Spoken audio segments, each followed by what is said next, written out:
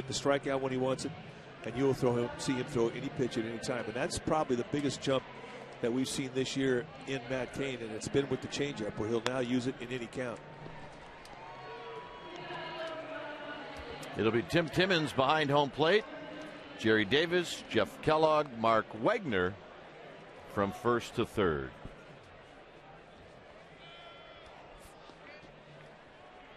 So it'll be the leadoff hitter, Christian Guzman, followed by Nick Johnson and then Ryan Zimmerman. Just about ready to get underway on a pleasant night. Last night, a little cooler, not quite as pleasant. So here's the first pitch of the ball game, and it's low. So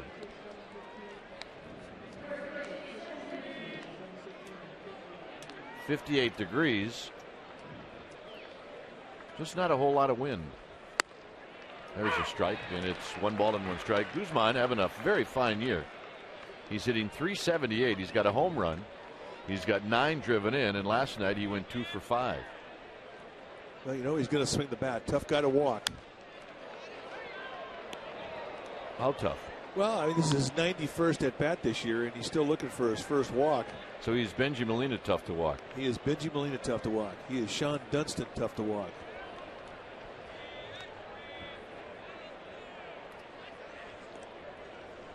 The 1-2 pitch to Guzman is strike 3 call. And that's how this game gets underway. Well, inside paint with the corner. Tim Timmons says, looked good to me. And Guzman, to not get off a swing, it's kind of rare, but this is what perfect pitches look like on the inside corner. They look like strike 3. Randy Johnson won last night, his 298th career win. 298. And Nick Johnson takes down low. Johnson 1 for 5 last night. Interesting note about Johnson against Cain. He's 0 for 8 with 5 strikeouts. Nick Johnson's a pretty good hitter. 2-0. Sure, there aren't too many pitchers that have a little ownage on Nick Johnson. We're going to watch the changeup and curveball tonight for Matt Cain. He had a little trouble establishing those pitches in Colorado his last start. Souvenir down the left field line. It's 2 balls and 1 strike.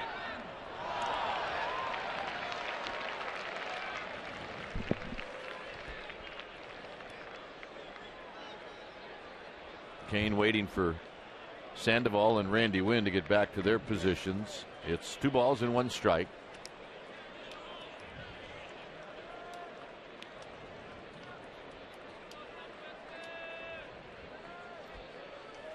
Popped him up. It's going to be Benji Molina who's going to make a tough play.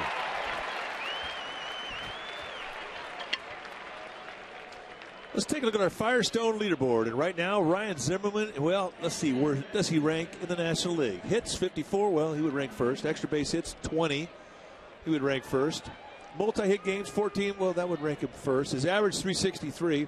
Hard to believe that anybody has a better average. And oh, by the way, did we mention he's got a 29-game hitting streak going? Wow. He's more than halfway to the magic number 56, held by Joe DiMaggio. That's our Firestone leaderboard. Cain starts him off with a strike.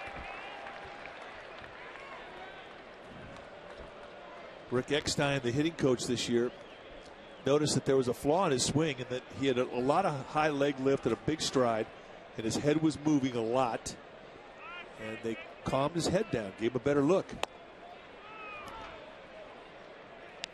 You can have a big leg lift, you just don't want to tilt your back shoulder or your back hip when you're taking the stride. So he kept a higher hip, a higher shoulder, a calmer head, a better look, and here he is in a 29-game hitting streak.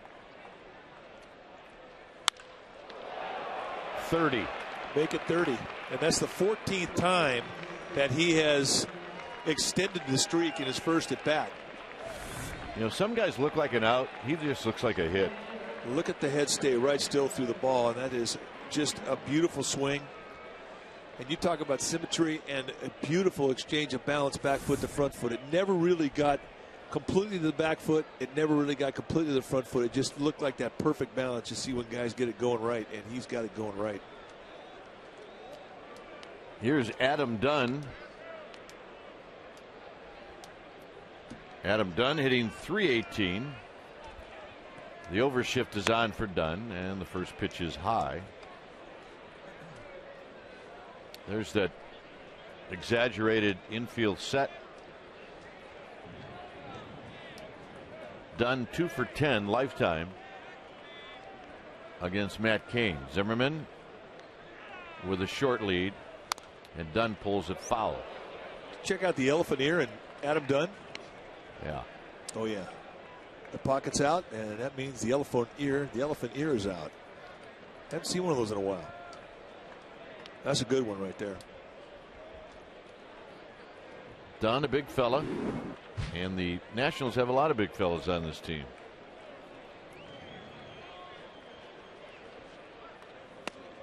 Down low, Dunn takes a lot of walks. He will swing and miss a lot, but he will also connect a lot. Well, you know, the scariest thing about Dunn is he doesn't have to hit the ball completely on the screws to get it out of a ballpark. That's the kind of power he has.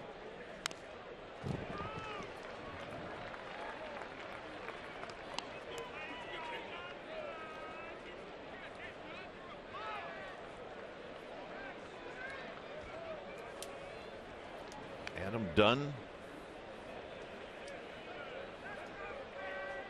coming into this at bat at .318. 28 walks, 33 strikeouts as he fouls that one straight back. So that's what you're going to get. You're going to get a lot of walks and a lot of strikeouts.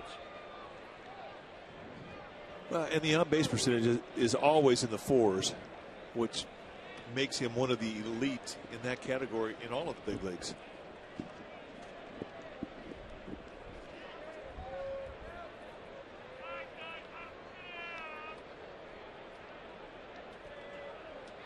Two balls, two strikes. They're setting up away to Dunn, and Dunn pops it down the left field line and into the seats. In one of Dunn's at bats yesterday, he just took a fastball and rolled one to the left side of the diamond, and with the overshift, he picked up a very nice base hit. Yeah, I think it was an 0-2 count.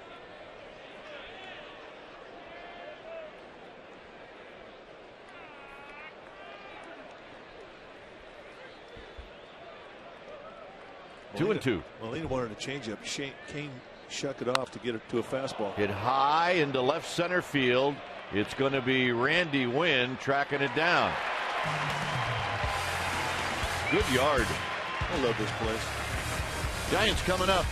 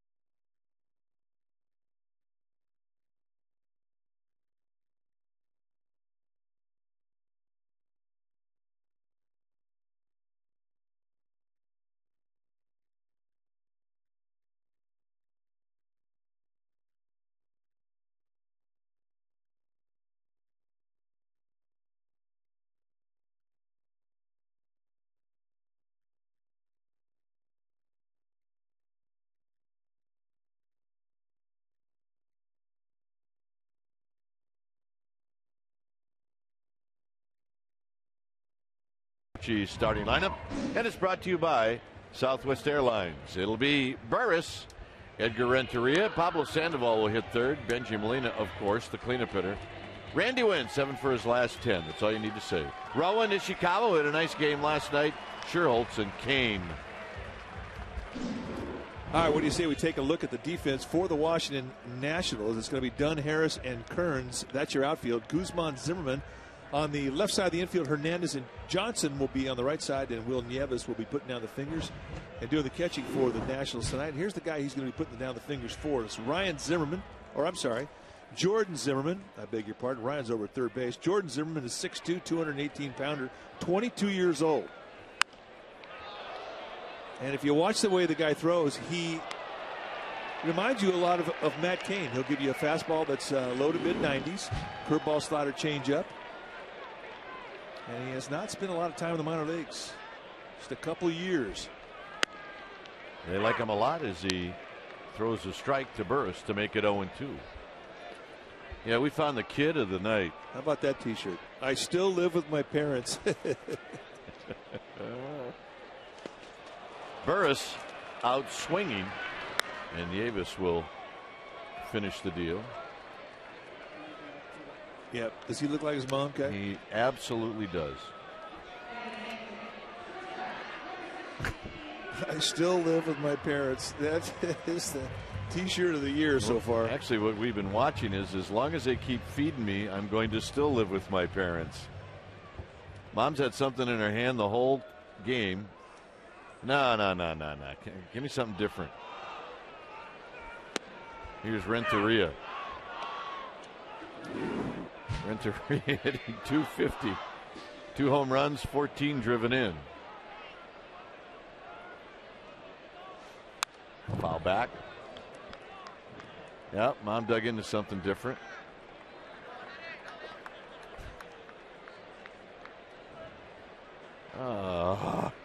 I love that age. Yeah, I need to get that T-shirt. I got a couple of mine that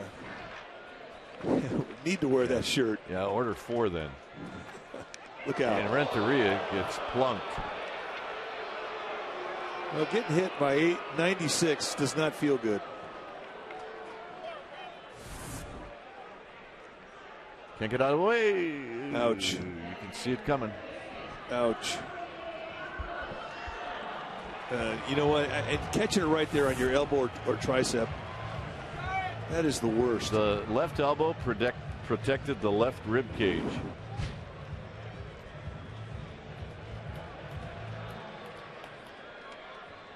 Jordan Zimmerman, a cheesehead kite from Auburndale, Wisconsin. Now, where's that? It's right in between northern Wisconsin and Kenosha. That clears it up for me. 1 ball and no strikes to Sandoval, hitting .289. 2-0. You're going to see a lot of fastballs from Zimmerman. He thinks fastball.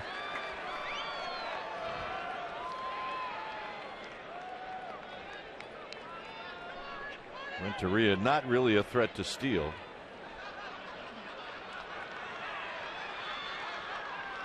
Outside 3-0. So out of the stretch so far, Zimmerman hasn't been that comfortable. Well, he's a little amped up. I mean, you would expect that out of a 22-year-old kid.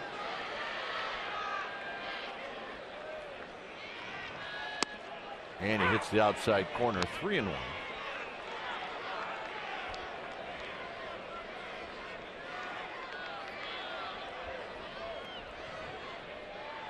First couple of starts, he was lights out. Last couple starts, he's had a few problems. Renteria goes, swing and a miss, throw down to second, and Renteria steals it. Getting there late was Harris. Or make that Hernandez.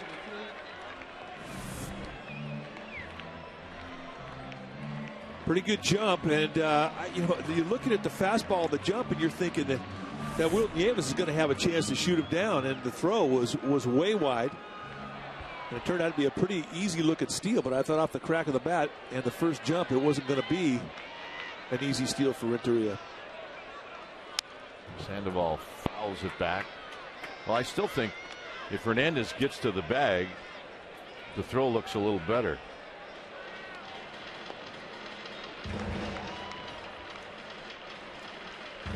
Zimmerman's last start in Los Angeles, he gave up 6 runs in the bottom of the first inning to the Dodgers. On the ground, Guzman on to Johnson, so Sandoval's retired. And here's Benji Molina. In that game against Los Angeles, that was the last time the Dodgers crossed the plate. He gave him 6 in the first inning. He went up going 6 innings. And that was a game that the Nationals came back and won. That was Thursday night at Dodger Stadium. Speaking of the Dodgers, they went down in defeat to the Phillies tonight. Wow. Here's Molina. Outside, 1-0. You know, just get back to that game that he pitched in Los Angeles where he gave up the 6 in the first inning, and then he continued to keep his team in the ballgame, basically going 5-0 after that. His manager, Manny Acta, very complimentary on the outing, saying he did not quit. He just kept battling. And everybody in this Washington organization thinks that this kid is going to be quite special. And you know how they described him to us? He's our Matt Cain. Yep. 2-0 to Molina. 3-0 to Molina. Well, he's been pretty consistent around 94, 95, 96.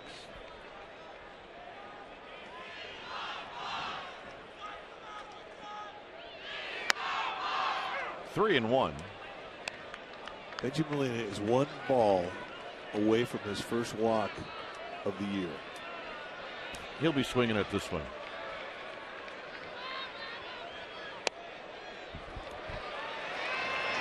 And there's your walk. Yep. And this guy knows it.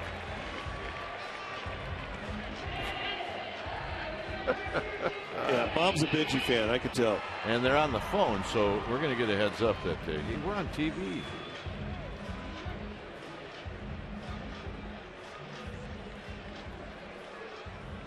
T-shirt of the year. Dad said, give me the phone. Let's go. Yeah, exactly. Dad's going to turn the phone off and put it away. We're here to see a ball game. I think they just received a text message. Here's the pitch to Randy Wynn, and Wynn fouls it out of play.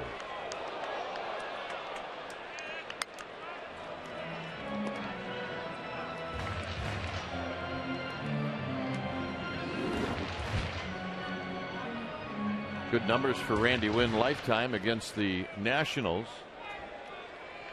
He's got a couple of home runs. He's got 13 driven in, and he drives one into Triple's alley. This one is going to be rolling it up against the wall. Big money. What's he going to do? Here he comes. The throw goes to third. Thank goodness. Randy Wynn in a rundown, and he's going to be out. And the Giants lead 2-0. Randy Wynn comes through.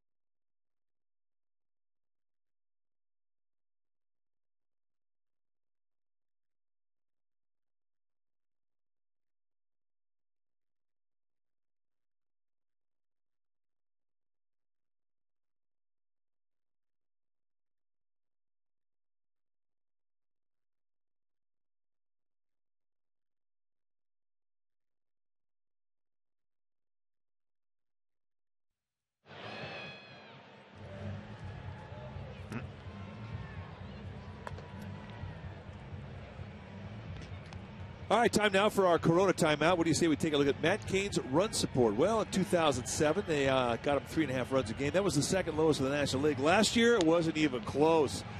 His 3.14 runs were the lowest in the National League. This season, however, they're getting him almost 6 runs a game, and it's 15th highest in the National League. Hard to believe there's 14 guys getting more runs than Matt Cain. But he has definitely known what to do with them, and that explains why he's off to a great start. 3-1 in this young season. That's right. 2 runs in the first for Matt Cain. And here's Austin Kearns, who will lead things off. And Kearns takes a fastball inside.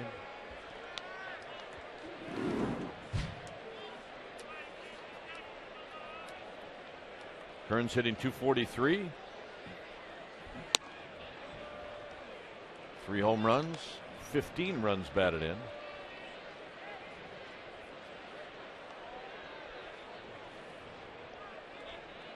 Willie Harris and then Anderson Hernandez. Below the knees, it's 3-0. Now, that was a fastball he wasn't trying to be too cute with to a corner. He was just trying to throw it in the strike zone. He knows the deal. Your teammates just get you a couple of runs. He'll throw another one right there if he can. Amen.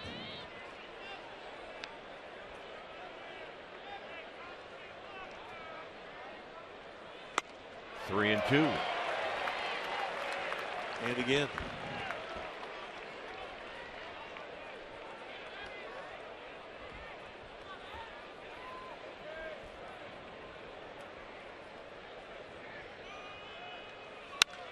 Driven into Triple's alley. Sherholtz is going to get there and make the catch.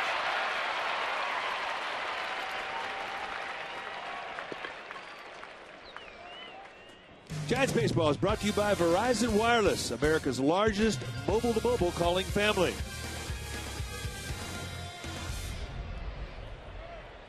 That's the rough one in this ballpark, where you do everything right as a hitter. And then you realize, oh, that's right, this is AT Park, where the right fielder plays in the gap. And instead of a double or a triple, it's an OUT. But you can see now, this is Nate Sherrills playing right field, and he's way over in the right field. This is a left-handed hitter up. Willie Harris is a lefty. And the only place in this league that you'll see a right fielder do that is here in this ballpark. And it's because the gap in right center is so deep, and because the fence in right field will angle a ball back to you. If it hits the wall, it'll come back to you. So you can cheat away from the line, and everybody does it.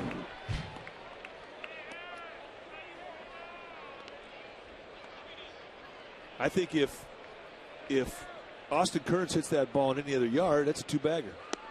And Harris out swinging, 2 down. Oh, I absolutely agree. And here's where Matt Cain is so tough. Little backdoor breaking ball, and just absolutely flops it up there to Benji Molina. He's nasty because he's got 4 pitches he can strike you out with, and you get into a 2-strike hole with him, and it's not a good place to be. Randy Johnson knows all about the strikeouts. Here's Hernandez.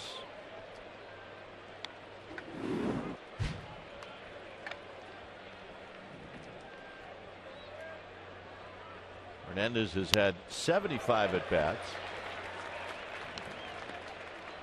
22 hits.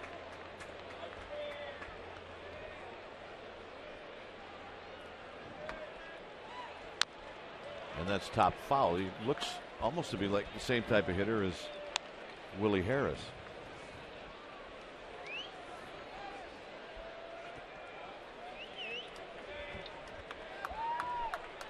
A good changeup tonight.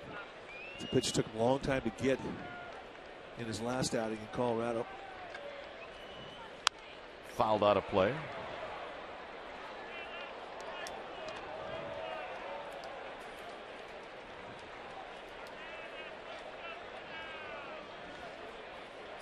It's 1-2.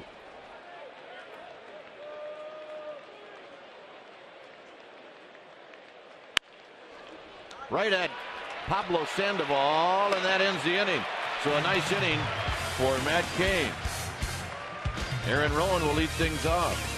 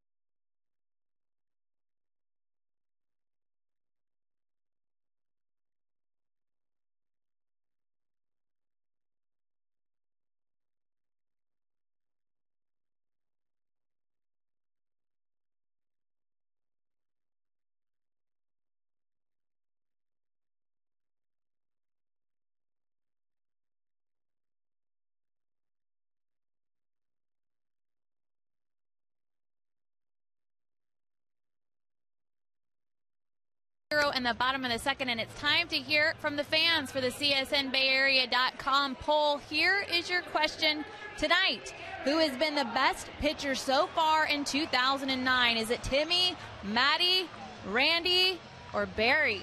For results, check out our Giants post-game live show. Dwayne and Mike, you guys answer that. That's a tough one. I don't want to answer that one. Well, you can't. You can't answer it because they're all throwing well. And every time they take the ball, they give their team a chance to win, and that's the biggest stat you have to be aware of. Brian Wilson, that's my answer. Hey, he's not even on there. Unbelievable. Rowan at 240.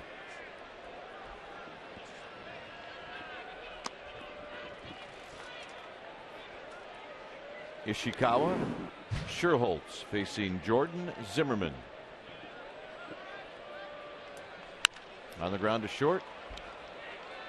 Guzman.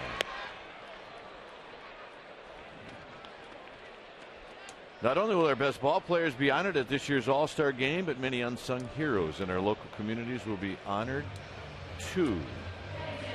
MLB and People Magazine have teamed up to honor ordinary citizens who have served their community in extraordinary ways. Now through May 22nd, you can donate or you can nominate a deserving community all-star by visiting peopleallstars.com. Check it out.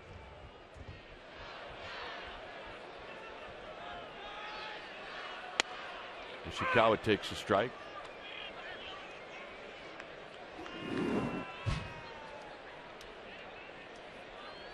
Big night last night.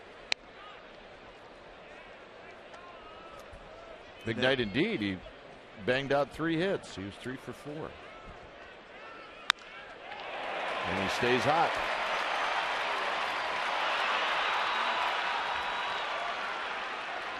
It's a funny thing about confidence. It just seems like it's such a hard thing to find, but when you find it, it just seems like it's so easy to find. Nice opposite field at bat. Great way to start out your night.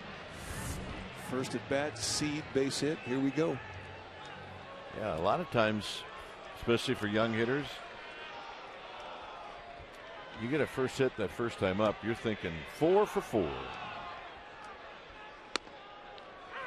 Sherholtz looks at a strike.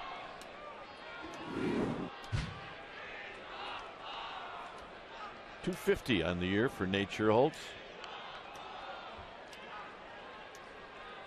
He's not had a lot of at-bats, 36 to be exact.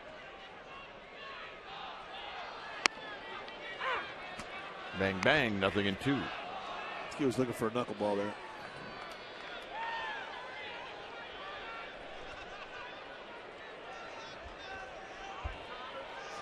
You know what? That elusive knuckleball. That time too? Yep. That's a rough AB right there. That is a way rough at bat. It's not the way you want to open up your night, taking 3 fastballs, bang, bang, bang. Good morning, good afternoon, and here is good night. And Zimmerman paints him on the outside corner with a 2-strike. Hey, by the way, we need to thank Deborah Houston.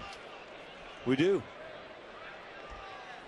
Deborah Houston from Big Guys Barbecue here at the ballpark fed all the broadcasters tonight. And it was fantastic. So we asked Deborah, what's the best item? She goes, there is no best. They're all the best. As Cain tries to bunt and he misses, it's 0-2. So there's Deborah's hangout. Big Guys Barbecue. Check it out at the yard. Very good. Yeah, they do a good job. Tonight, I had the barbecue chicken sandwich. I had the pork sandwich. And then Grandma's sweet beans. No swing. And it's 1-2.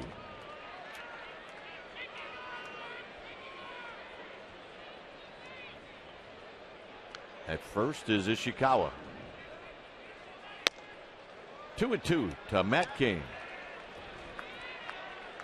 Yeah, you see, look at the grab some pine meat signed by Mike Krukow, and that is his signature. Well, they say grab some meat, Pine, when you go there, because their barbecue is fantastic. It really is a destination spot. When you get to the yard, you should be heading over there. Check it out. Food in this ballpark has been rated by the New York Times as the best in all of baseball. Right.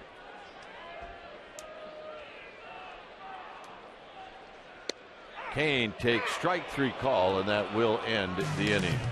All right, through 2 innings, 2-0 Giants.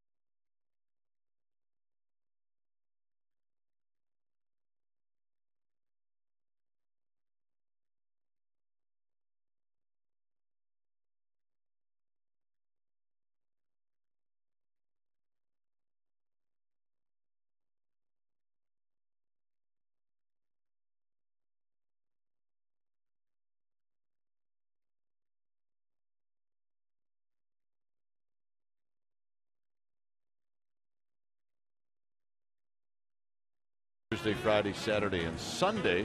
The Saturday game is the annual Junior Giants Glove Drive presented by Bank of America. Bring a glove, donate $10, you get a Lincecum pin. By the way, if you want to go see one of these 4 games, do not wait until Sunday. That game is sold out. So you need to go Thursday, Friday, or Saturday. sfgiants.com or call 877-4-SFG-TICKS.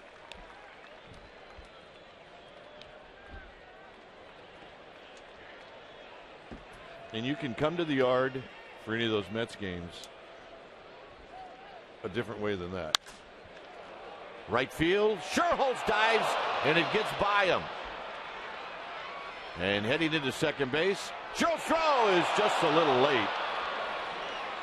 And Nieves with a leadoff double.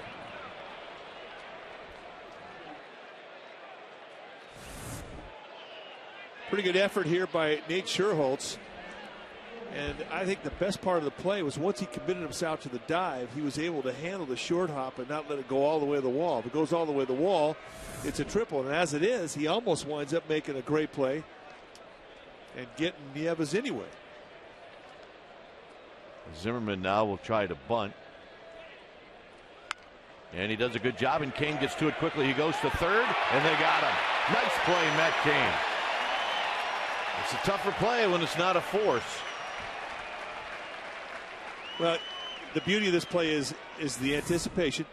I mean, he's thinking lead bag as soon as he sees this thing come back to him. Now watch the footwork as he 360s right into his target.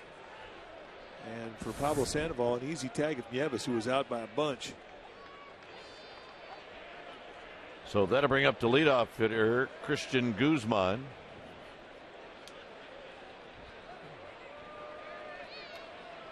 Guzman at 374 as he takes the pitch for a ball. 1 ball and no strikes.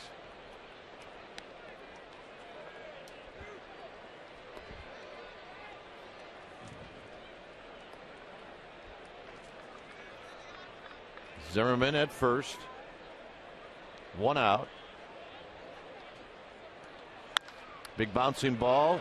Ishikawa to Renteria, and no throw. Fielder's choice. 2 outs. Smart play by Edgar Renteria. I mean, a lot of shortstops would go ahead and make the throw anyway, kind of cast a little timed lob over to first base and risk an overthrow. And then you got a guy on second with 2 outs. And then you have a guy at second with 2 outs. Nick Johnson popped out to Benji Molina in the first.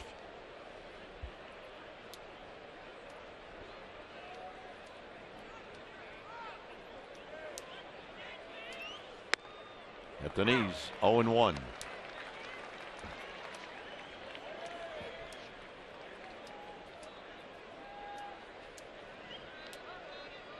Oh for 9 with 5 strikeouts, lifetime. Johnson against Cain.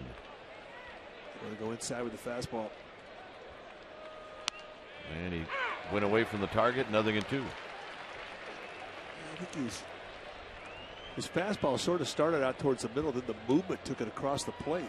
So he changed grips on the fastball, trying to throw a front door sinker. And as it wound up, turned out to be a pretty good pitch.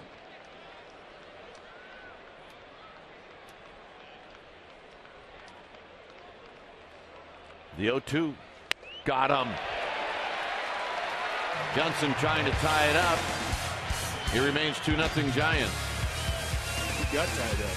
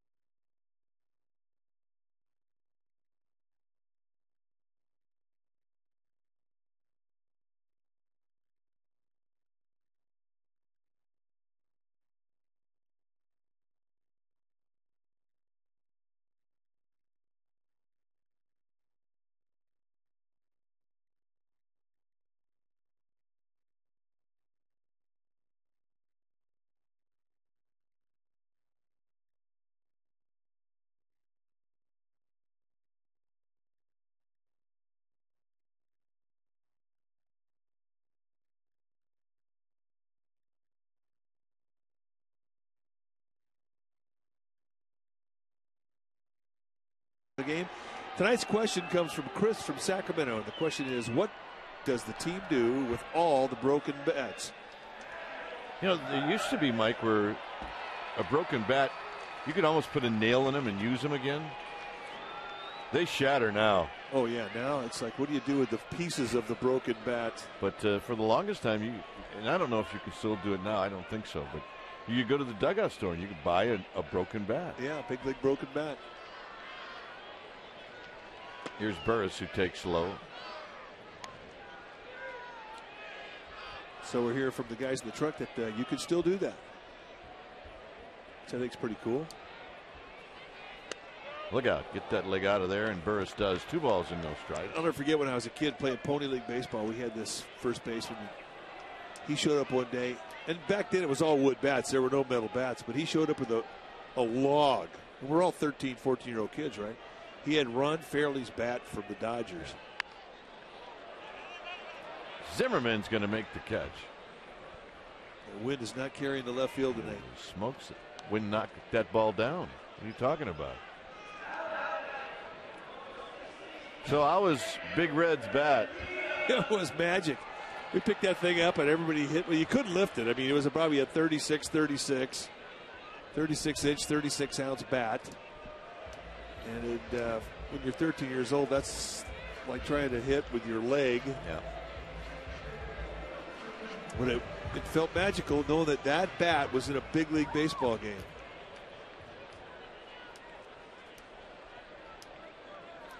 Here's Renteria, who has a half swing, and it's 0-1. Renteria was hit by a pitch in the first.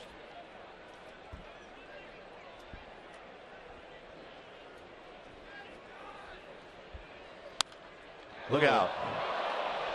Ooh. Renteria let that go, and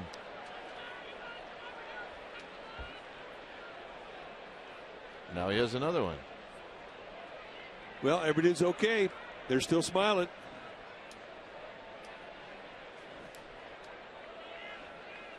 I hate that. I think that lady says, so that's what the pine tar and stickum feels like? Hit on the ground in one hop.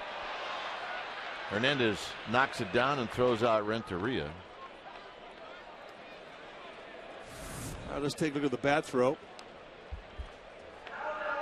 Pay attention. That just looks like an Olympic event right there. Heads up, heads up, heads up. I mean, it's so upsetting when you see a bat go into the stands. It's so upsetting when you see a line shot go into the stands. And there's the reaction. Get him, not me. Get him, not me. Here's Sandoval. Low to Sandoval, who bounced out in the first. Yeah, she was directing that bat to her boyfriend. At the knees, and it's a ball and a strike.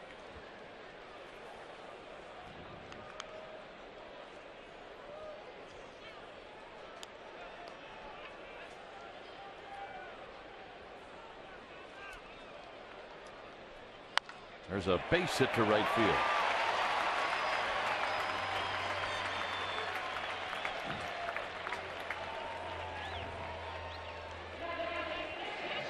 Well, tune into Bay Area's #1 rated 11 p.m. newscast. That would be NBC Bay Area tonight, and you can do that at 11. And wake up with traffic and weather on NBC Bay Area weekday morning starting at 4:30 a.m. I'll do that. Here's Molina. #1 rated 11 p.m. broadcast news. Giants scored in the first inning. Renteria hit by a pitch. Molina walked. Wynn knocked them both in with a double.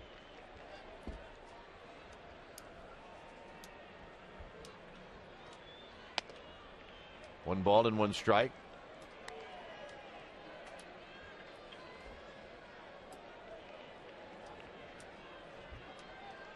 Molina looking down at Flannery, and Flannery was like, what are you looking at me for? Hit this ball hard somewhere. 1-2.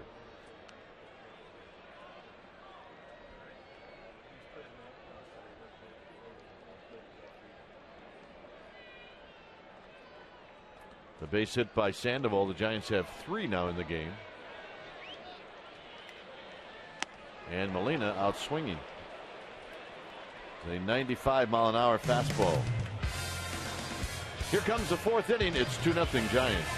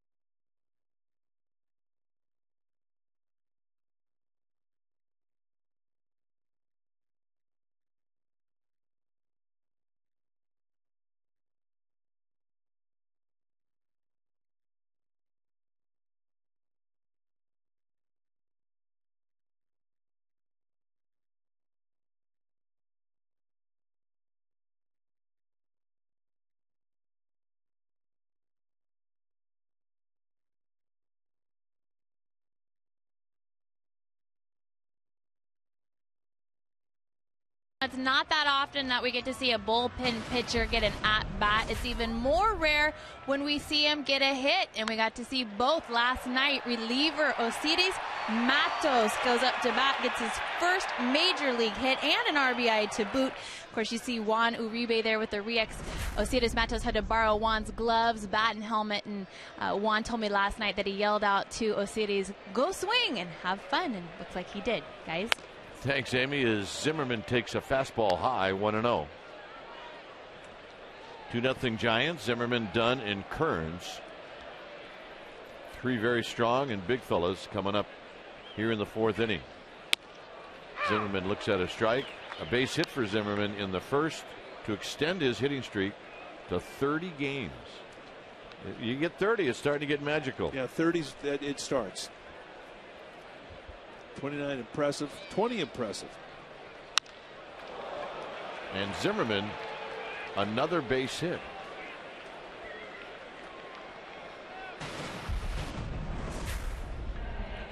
This was that hit in the first inning, and the fastball looked like it leaked out over the middle of the plate. And Zimmerman's not missing too much when it comes to balls that are out over the plate. He's not missing anything. And you notice how he's using the middle of the field. And they're saying a lot of his power, the numbers that he's put up power-wise throughout this streak, have been for the most part to right field. Dunn takes one wide, 1-0. The overshift is on for Dunn, except in a double play situation, Burris doesn't play very deep.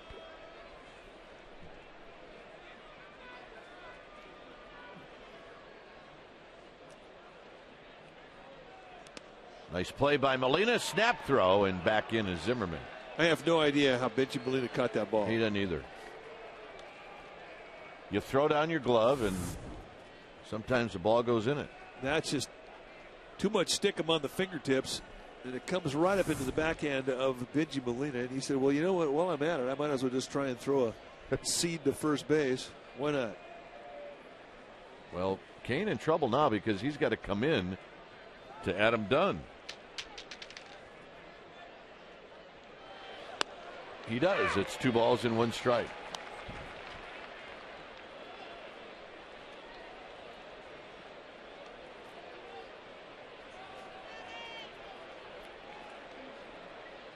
Kearns on deck.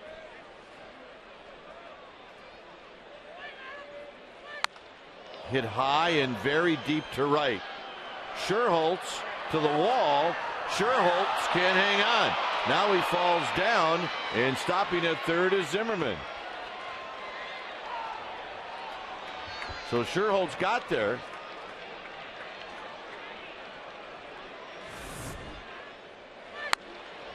Well, you see the power from big Adam Dunn, and there is the get there that Kipe is talking about.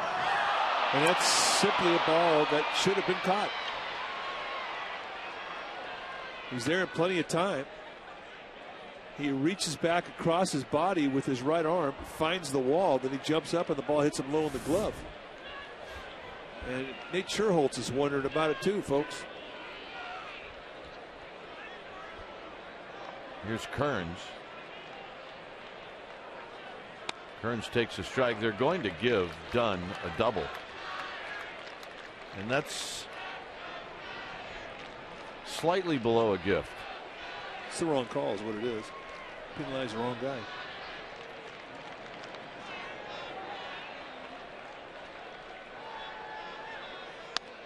In tight. 1 ball and 1 strike.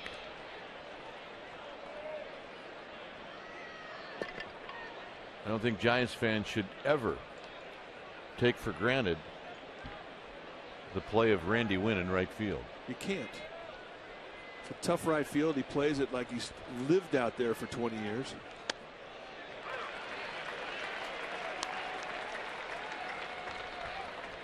Sherholtz more comfortable in right field than he is in left, so Randy Winn says, well, I'll play left. But Sherholtz not comfortable on that last fly ball off the bat of Adam Dunn.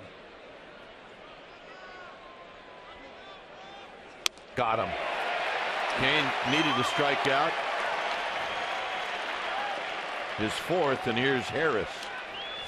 Strikeout situation, runner at third, less than 2 outs, and he goes country hardballing right across the dish at the belt, and a swing through from Austin Kearns, and that is a rough walk back to the Nationals dugout for Kearns.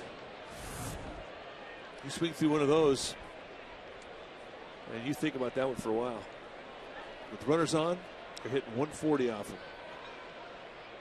Harris struck out in the 2nd on a curveball.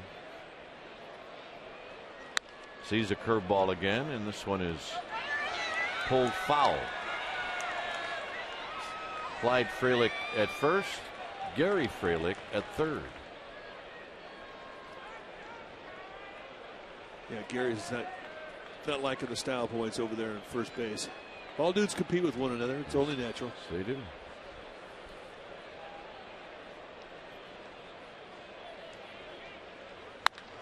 A bullet to right.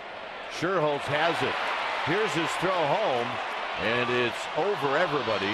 And sliding and scoring is Zimmerman, and it's 2-1.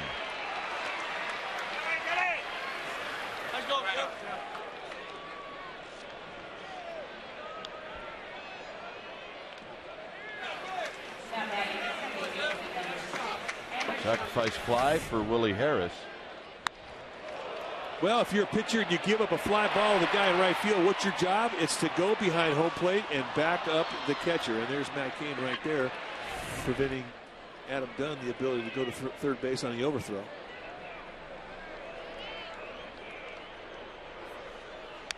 Swinging a foul back by Anderson Hernandez.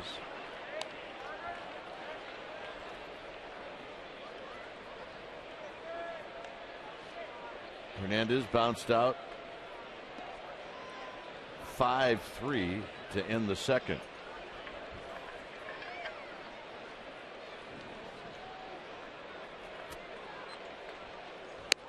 Low and in.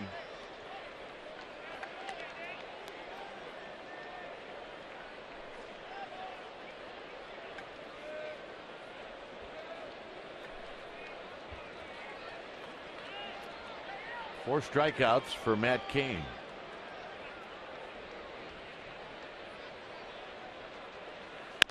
On the ground to short. Renteria is going to have to hurry, and he adds a little of that throw to end the inning. 2-1 Giants.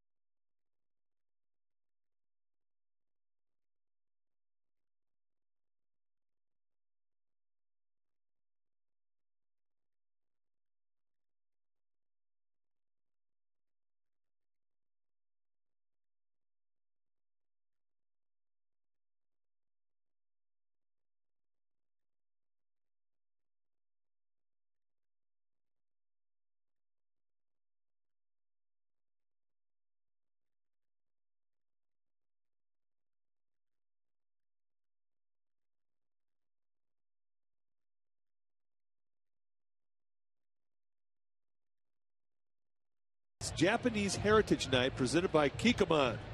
That means for $20 you can get a special event ticket, and it gets you an entrance to the pregame sake festival with complimentary tastings and a Giants themed sake set that is very cool. And in that it is Japanese Heritage Night. There's going to be lots of music and festivities around the ballpark, so get out here early. Get yourself a special $20 event ticket, and it allows you to get the Giants themed sake set. They're very cool. So go to sfgiants.com/special events or call 415-972-2298. And you too can play sake games with Dwayne Kuiper. It was a toast. Is it a game? You know what you're doing. Come on. You made me laugh. A strike to Randy Winn. You're supposed to be reading the promo, not looking out of the corner of your eye. Well, I was trying to do both, and I screwed everything up. Randy Winn doubled in both runs, and he's hot, folks. Stay hot, Randy Winn. Well, as he cools off over at first base, what do you say we ask our Aflac trivia question? Aflac! That's right, our question tonight. Can you name the 5 pitchers since 1900 that finished their careers with more than 280 wins, but less than 300?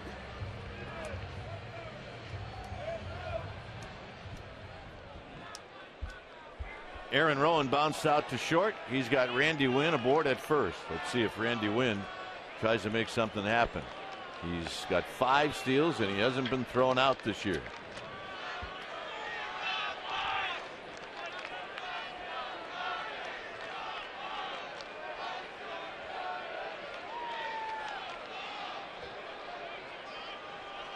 Giants gave a run back in the top of this inning. It's 2-1 San Francisco.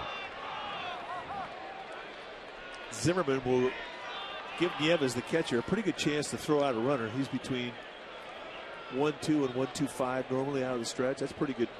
That's pretty good time. 1.2 seconds. Foul. Good AB though. 0-2. Oh, that's the theory. I mean, you think opposite field gap and you look fastball. And if they throw something off speed, that speeds your bat up, and that's the pitch you pull. That's the theory. Here's Bochy talking over with his hitting instructor, Carney Lansford, on the right.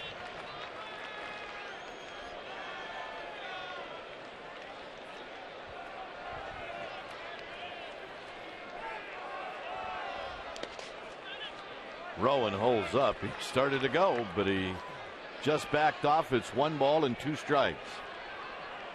Both teams with 4 hits.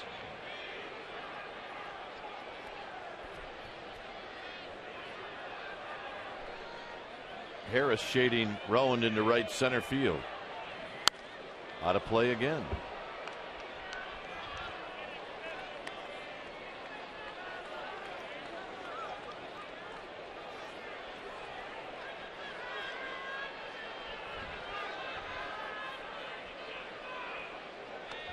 Winn extending his lead. He does not go, and Rowan takes outside. 2 balls and 2 strikes.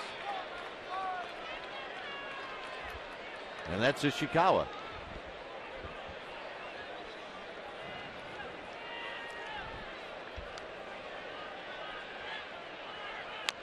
And Rowan stays alive. That's the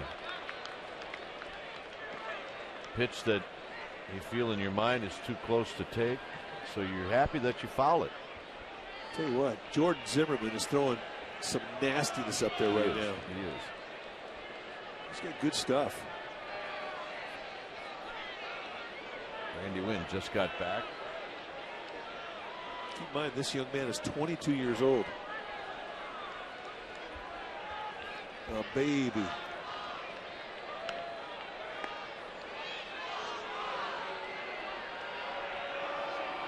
Hey, the crowd filled in very nicely tonight.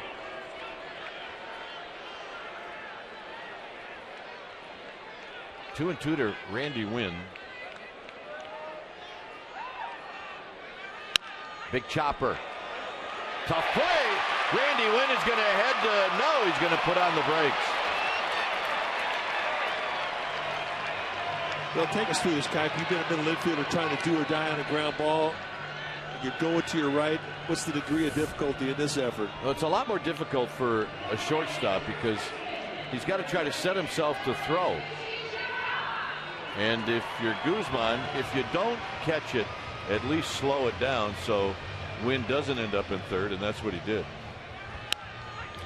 Well, perhaps with one out you may gamble, but with no outs, not a time to gamble. It has been ruled an error on Guzman, which I think is a tough call. I agree.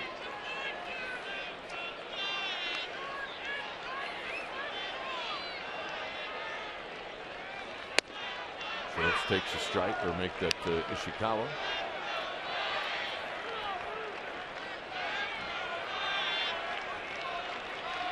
Ishikawa, a line drive to left field for a hit in the second.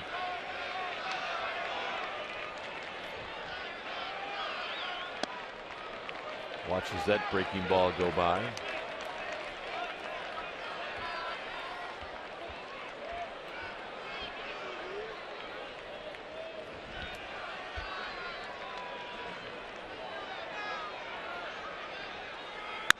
Base hit. Here comes Randy Wynn. Harris will not throw. Ishikawa's got another hit. Stay hot, kid. Stay hot, indeed. And it couldn't happen to a nicer guy. Giants fans have been hanging in there with Travis Ishikawa, and they're starting to get some rewards as he's heating up. And that's going to bring out Randy St. Clair, the pitching coach for the Nationals. Not a bad pitch.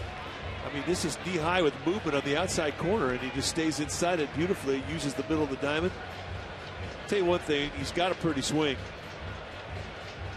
I think when you look at his swing, you would say it's built more for average than power, but he can put some power numbers up too. He just needs to get that elusive confidence going, and he's found it the last couple days. 3 hits last night, 2 hits so far tonight. And you can see Roberto Kelly, who doesn't, he smiles very seldomly. He got a big one going right now. Kelly or Ishikawa? Both. I would not want to have to test my jokes on Roberto Kelly. Sherholtz takes low. 1 ball and no strikes. You're right. Good call of that. Here's the ball that probably should have been caught by Nate Sherholtz. It was not called. It was ruled a double. When he got back to the dugout, Roberto Kelly, whose responsibilities are the outfielders, immediately pulled him inside and said, "Yo, get to the wall first. Get to the wall." 1-0 to Sherholtz. 2-0 to Sherholtz.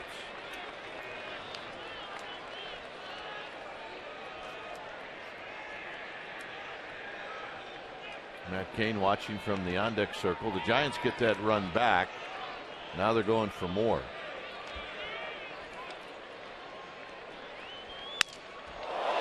Look out. Oh. Look out. Sherholtz thrown out. The bat just, that's the furthest I've ever seen the barrel of a bat go. I agree with you. That was wicked. The bat was completely sawed in half. And the top half of the bat, and look at the jagged edge of that going into the stands. And they're taking inventory now, but it looks like everybody is. Somebody get winged. Here's Matt Cain. The Nationals will play the infield in. Outside to Cain, 1-0. Cain can hit a little bit, so it's up to Cain here to put the ball in play.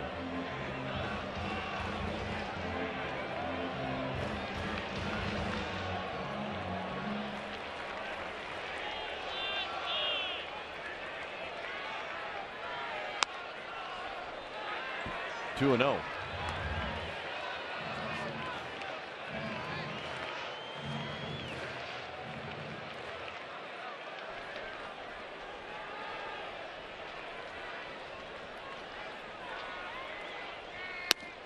Strike to Cain at the knees.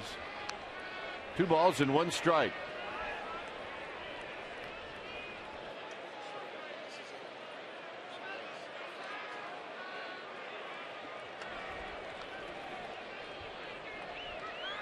Swing and a miss by Cain. 2-2.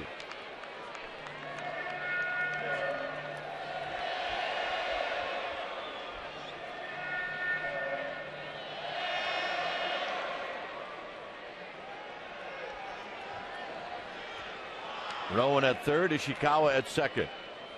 Cain out swinging. 2 outs here in the fourth, and here's Emmanuel Burris. So Jordan Zimmerman, pitcher for the strikeout, coming up with it. And Burris, who had been red hot on the Giants road trip, has gotten back to San Francisco and he's cooled off. And I asked you the question last night, I'll ask you again. I mean, when you know as a young player that you're playing on a game on TV that your family and friends are watching back in Washington, and that is the case with Emmanuel Burris, does that affect you? Well, I think it can, Mike, but I think hitting in a different spot is more an effect, and that's in the leadoff spot. Because the at-bats are much different than what he's been used to.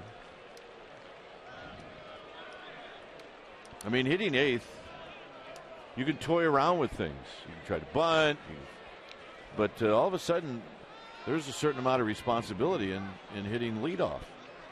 Giants did not need Emmanuel Burris to do anything last night. They pounded out 14 hits. He went 0 for 5, but they are going to need him to do something. And what Emmanuel Burris is going to have to do is his mindset has to be the same when he approaches going after, in this case, Jordan Zimmerman. He was relaxed hitting eighth. He needs to be relaxed leading off. Yeah, an opportunity with a couple RBIs out there.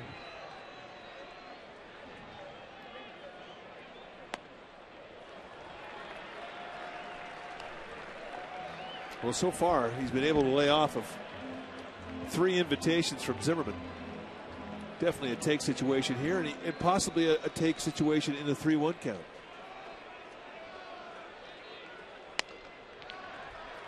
Well, it looked pretty good, and Zimmerman can't believe it. Well, I don't blame him. That did look good. Let's take a look at it. 3-0. Maybe a little high. Tip Tippett says, "That's not my zone, kid. Don't stare at me."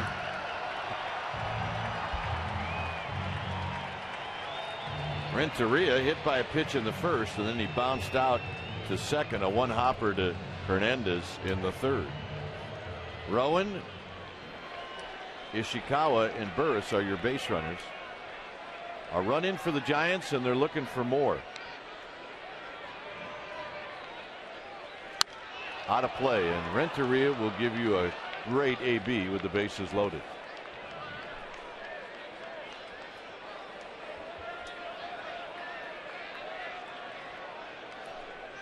Well, and you know why? I mean, he's had success doing it. Yep. Once you have success doing it, all of a sudden, you don't change your attitude about the at bat. Those are 2 good pitches.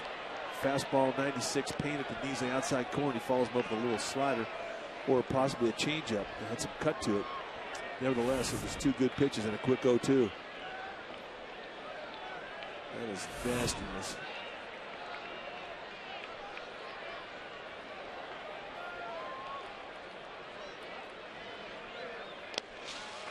Way outside and low. 1-2. Yeah, Will Gavis gets out of that squat pretty quickly. That was. He looked like a young Brett Ausmus, didn't he? He did. It's a good call.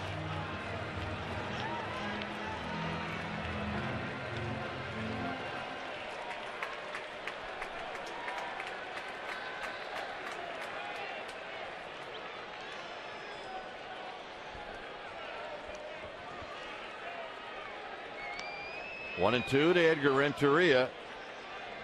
And the pitch. Another slider in the dirt. 2-2.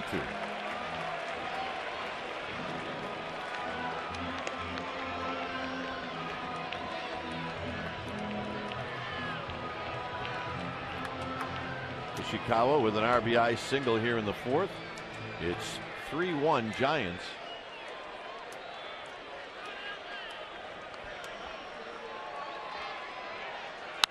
And there's a base hit to right field. Rowan scores. Here comes Ishikawa. We got a play. Not in time. Ishikawa slid around the tag.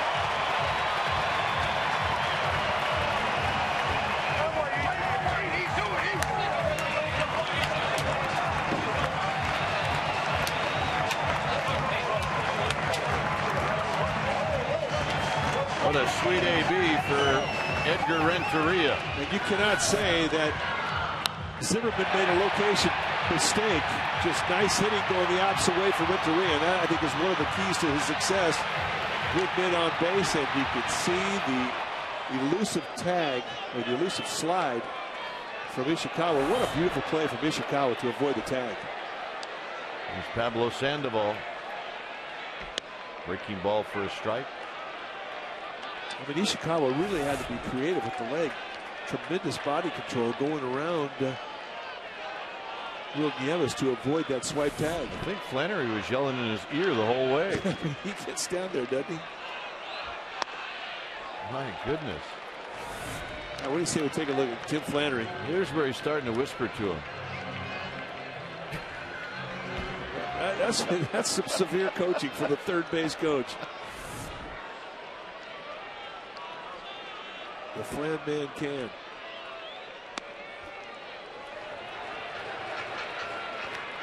And Travis Ishikawa is having fun offensively.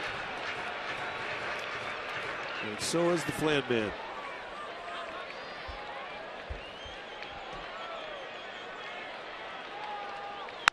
On the ground to short. Guzman flips on to first. They just get Sandoval to end the inning. Giants on the board 3 times. It's 5-1 San Francisco.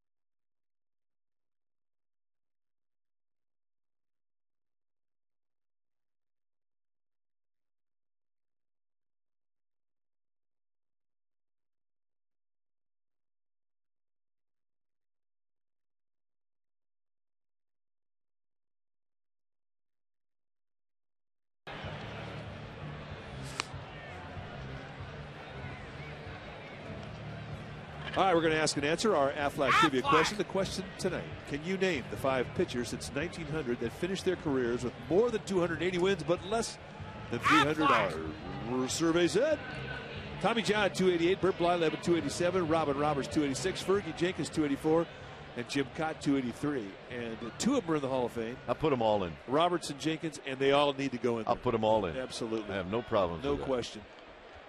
I'm in. They all deserve to go.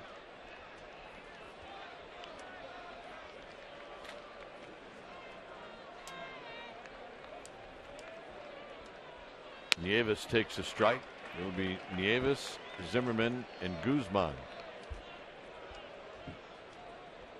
5-1 Giants here in the 5th inning.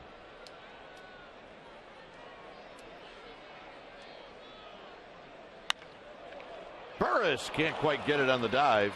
And Nieves, who's 2 for 2, leads off the inning with a base hit. He had a pretty good pitch to hit right there. It was a curveball with some hang time on it.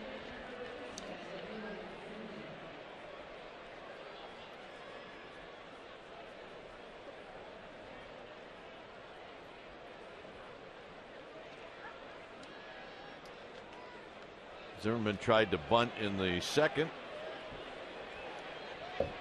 and he reached on a fielder's choice. Here he takes a pitch low. He was trying to bunt Nieves from second to third in that third inning. Here you'll try to bunt Nieves from first to second.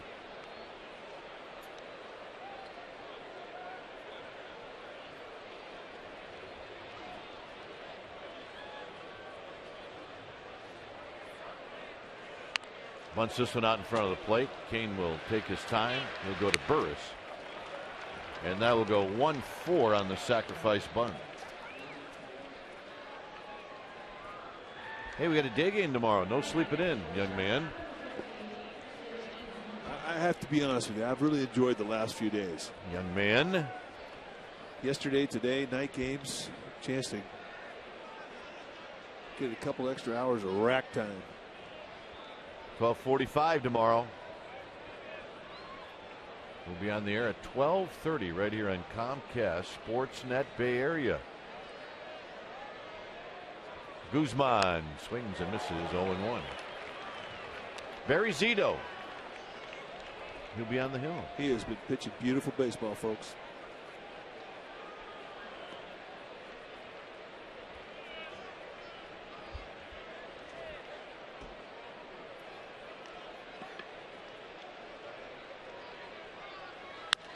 Hit into right center field. Rowan is going to catch up to this one. 2 outs.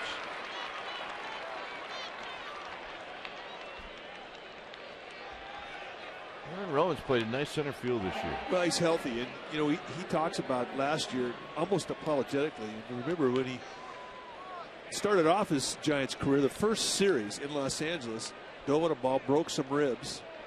And it was a series of minor injuries that sort of plagued him all year long. He never really was 100% physically. But you're right. I mean, he's a Gold Glover out there. Here's Nick Johnson. Outside and high to Johnson.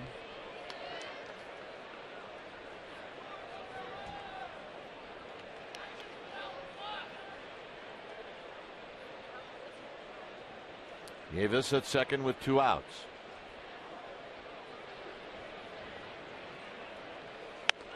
Two and 0. This ought to be a pretty good pitch. And this is one of the benefits of hitting in front of a guy that's got a 30-game hitting streak going, which Ryan Zimmerman, the gentleman on deck for the Nationals, has going. He is officially the hottest man on the planet. So this pitch to Nick Johnson should be a dandy. 3-0.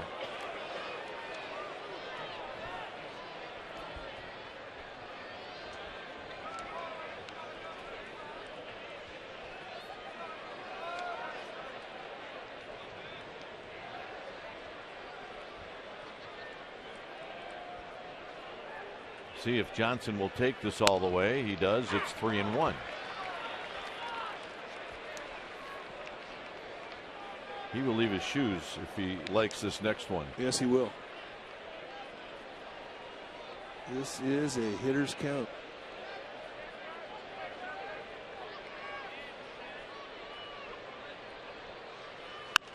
Out of play, 3-2.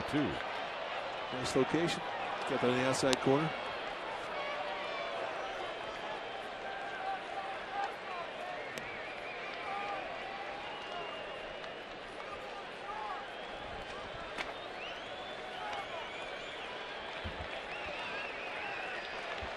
Three balls, 2 strikes to Nick Johnson.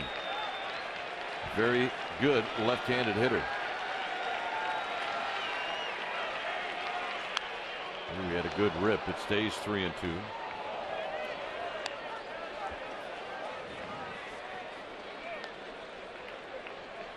Nick Johnson, I saw a note in the paper today.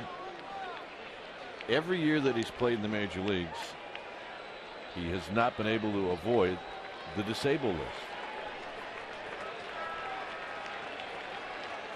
Maybe this is the year. 3-2 pitch. He walked him.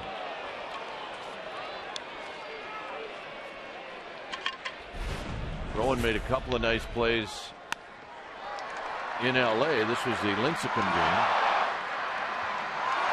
That shot right there made all the papers. And this one may have saved the game. Well, those are plays that outfielders love because they're fun. I mean, didn't you used to do that when you were a kid in the backyard? I timed everything in the backyard. Timer. Although our backyard was pretty large. Yeah, it was 1,200 acres. Here's Zimmerman. Zimmerman takes high, 1 ball and no strikes.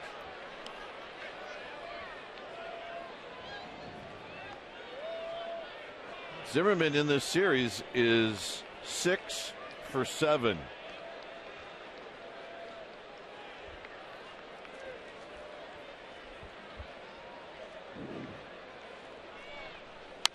And he popped it up. Benji Molina couldn't find it. Now he does. And the ball's coming back on him, and he makes the catch. Zimmerman makes it out.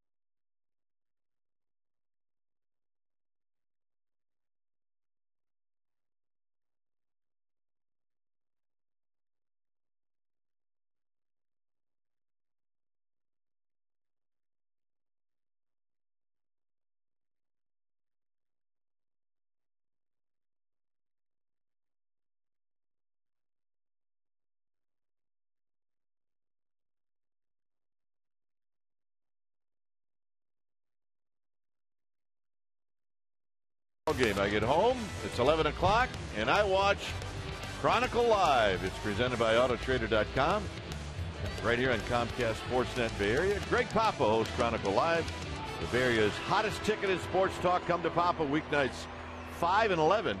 And tonight, you'll hear from Matt Holliday, the A's outfielder, and the old quarterback from Cal, Joe Cap. What a gamer Joe Cap was. Our little guy's hanging in there. Yep. He's changing seats, but he's hanging in there. And what does T-shirt say? I still live with my parents. I'm still sitting with my parents. Molina takes low. 1 ball and no strike. That's the greatest kid T-shirt I've ever seen. I still live with my parents. Oh, my.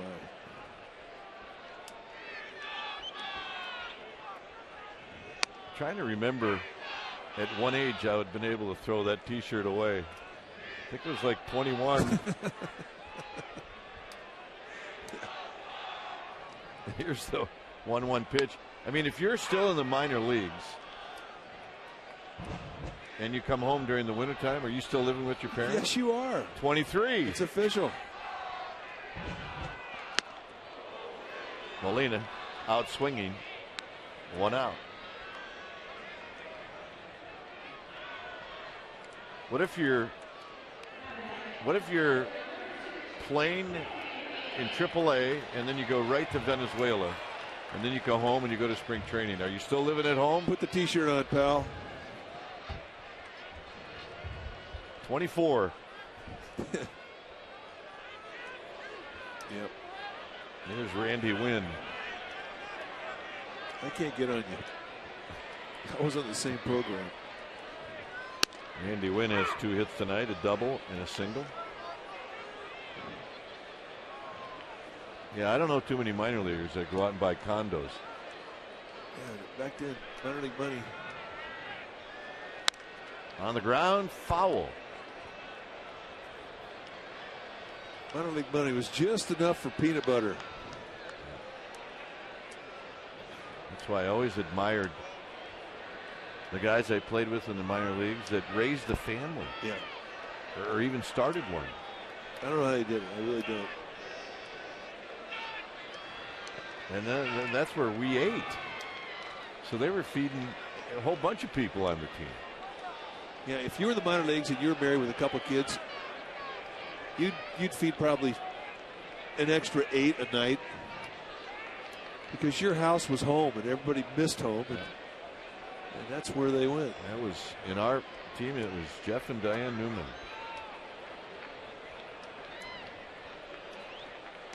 Randy Wynn, did he hold up? Yes, he did. 2-2. Yeah, that's one of those at bats. When you're hot, you hold up. When you're not, you're gone.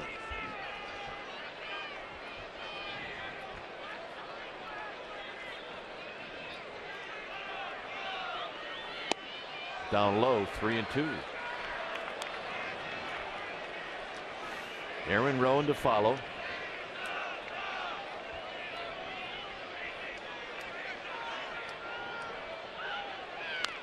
And Wynn stays alive.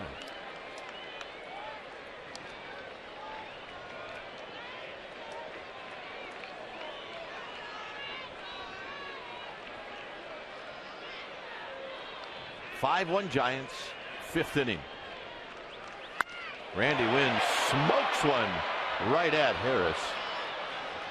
Just another bullet off the bat of Randy Wynn. Well, the Giants holiday 6-pack gives you access to 6 great holiday games. Package includes big games on Memorial Day, 4th of July, Labor Day, and Saturday, June 13th versus the A's. 6-packs start at only $89 and are available in bleachers or view reserve. For more information, log on to sfgiants.com and check it out. The holiday 6-pack. Here's Rowan with 2 outs, and he bounces one to second. Hernandez has it, and that will end the inning. 1-2-3 inning for Zimmerman. Here comes the 6th. It's 5-1 Giants.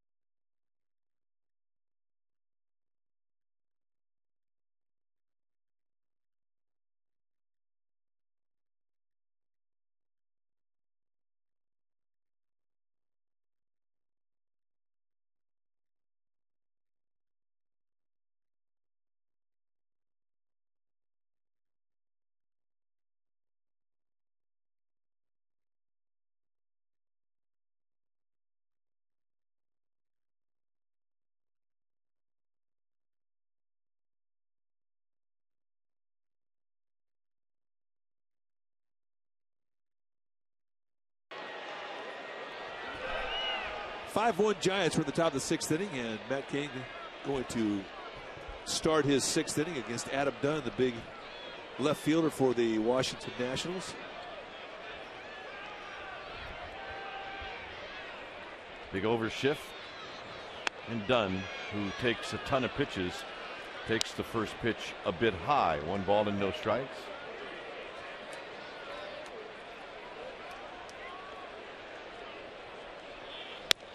There's a strike.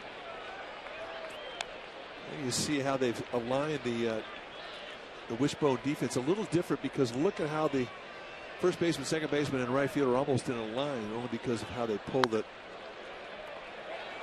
right fielder over. Ishikawa is going to beat Dunn to the bag. 1 out. Well, it is the Coors Light 6th inning, and it is time for a Coors Light freeze cam. We're going to look at a very good slide by Travis Ishikawa, avoiding the swipe tag of Will Nieves. And we're going to give you a freeze cam look. And that is safe. And safe he was. That is our Coors Light freeze cam, brought to you by Frost Brewed Coors Light, the world's most refreshing beer. I like that freeze cam. Yeah, I do too. And Kearns smokes one right back up the middle. Kearns got a fastball and hit it right back to where it came from. And that'll bring up Willie Harris. We are in the 6th. Every guy that goes down to first, Ishikawa's a big guy. Well, that little close-up on Austin Kearns, did you read his lips? He says, "What is it?" He asked Marquise Grissom, the first base coach, "What's on?"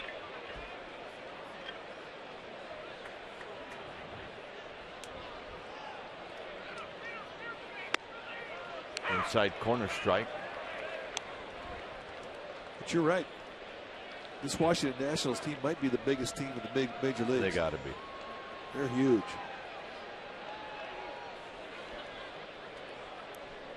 And they lost their biggest guy, John Roush, their 6'11" reliever, now with the Diamondbacks.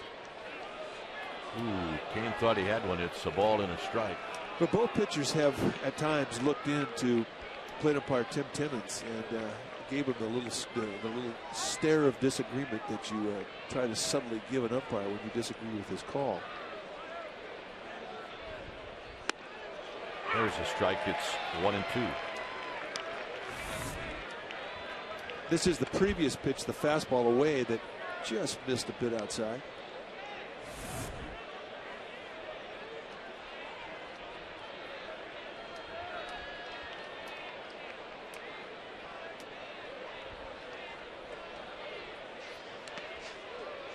Nice block, Benji Molina. Very nice.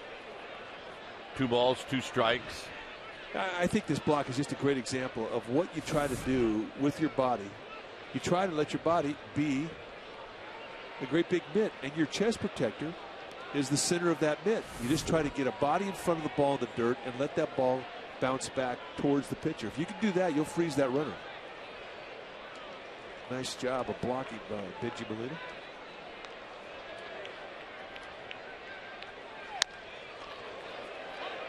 Burris, wise move, get the sure out, 2 outs. Kearns to second. Well, you're always trained for the lead bag, but in a 5-1 ball game, the sure out is what you're looking for. You don't want to waste getting 1 out.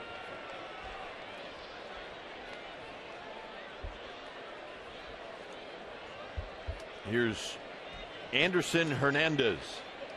He's bounced out twice, once to third, once to short. Julian Tavares heads down to the bullpen. Very high, 1-0. Cain cruising along with 82 pitches here in the 6th. He's only had 1 walk. He walked Nick Johnson in the 5th.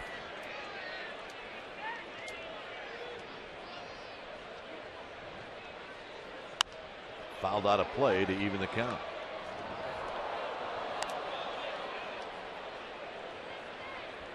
Matt Cain is one of those guys you really don't concern yourself with his pitch count as much as other players. I mean, he is so strong and so capable of extending a pitch count into the 130s. Not a problem. Swing and a miss. 1-2. Since he walked into the big leagues his first day, he's always been able to pitch across the letters with the fastball.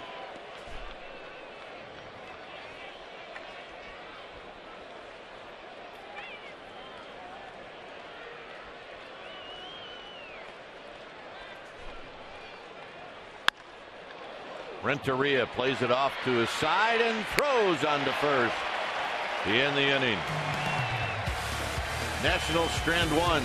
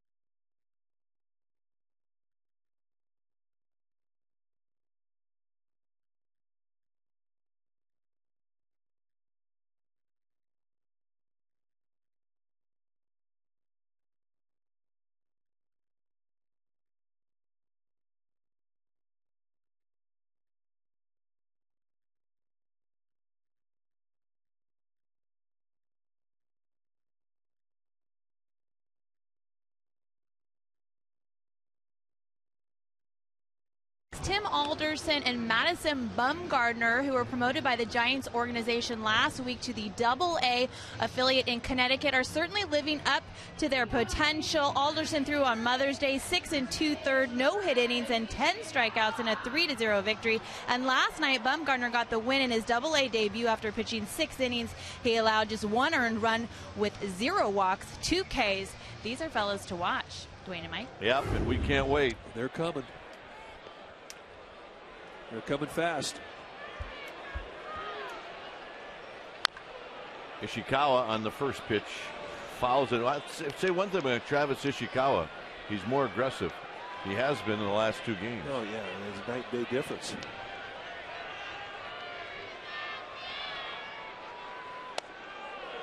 You know, another thing to mention, when Madison Bumgardner and Tim Alderson got sent up to Double-A ball, they also went up with the shortstop Brandon Crawford, who'd been tearing it up down in San Jose. Crawford, a shortstop out of UCLA. He was in the same class with Posey, Buster Posey. Well, he got called up Double-A ball, and he is tearing it up too. He's hit 357 last night, 3 for 5, and he was a home run shy of the cycle. So all 3 of the prospects they moved from San Jose up to Double-A ball are off to a great start.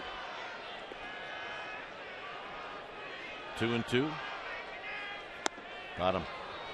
That's a vicious curveball. Well, tune in to Bay Area's #1 rated 11 p.m. newscast, NBC Bay Area, tonight at 11. And wake up with traffic and weather on NBC Bay Area, weekday morning starting at 4:30 a.m. You want news? Turn on Channel 11. Here's Nate Scherholtz. Struck out on 3 pitches in the second, and then had his bat shattered in the 4th. And he takes a strike.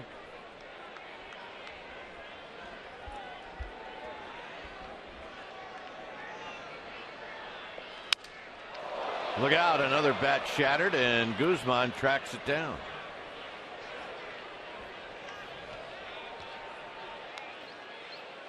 Nate Scherholtz has had a rough night with the bats. Struck out called looking in the first at bat, and here for the second time getting sawed in half by fastballs on the hands from Jordan Zimmerman. 0 for 3. Here's Matt Cain. Matt Cain ripped one foul into the seat.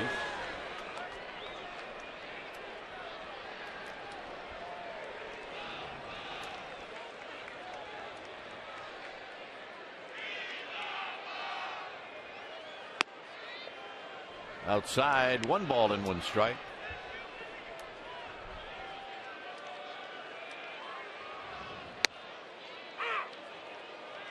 Zimmerman is throwing as crisp this inning as he has in any other inning tonight. Cain swings and misses, and Zimmerman's throwing well. However, the Giants have a 4-run lead as we head to the 7th.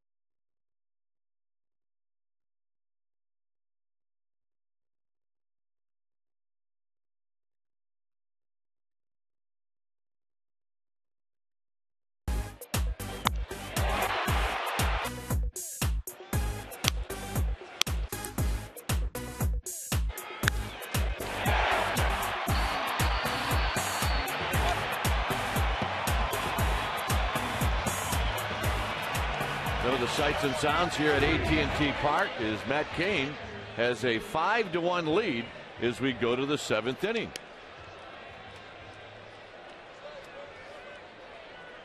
Couple of pretty good rock throwers tonight, wouldn't you say? Boy, I'll say. I mean, this is the old man on the hill at 24 years old, Matt Cain. His opponent tonight, Jordan Zimmerman, at 22 years old. And both guys have had tremendous stuff.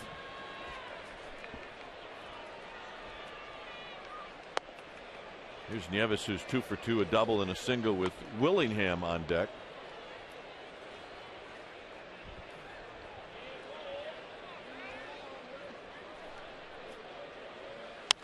And this is popped up in the area of Emmanuel Burris. Burris pounds the glove once and puts it away.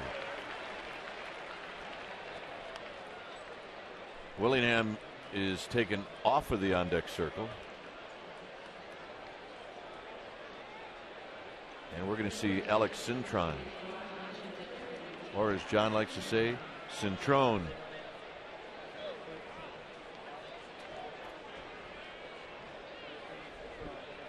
So if John says Cintrone, I'm saying Cintrone. We're going with Alex Cintrone.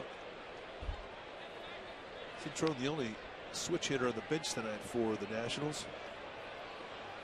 We remember Cintrone is a member of the Arizona Diamondbacks way back when.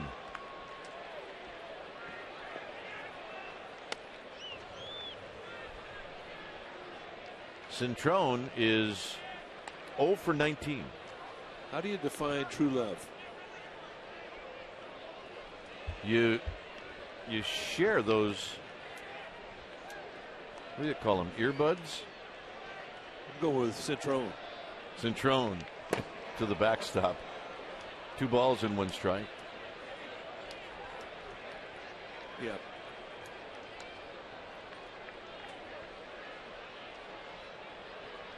Listening to Dave Fleming and John Miller on KNBR. Love and life. Back in light. Out of play, 2-2.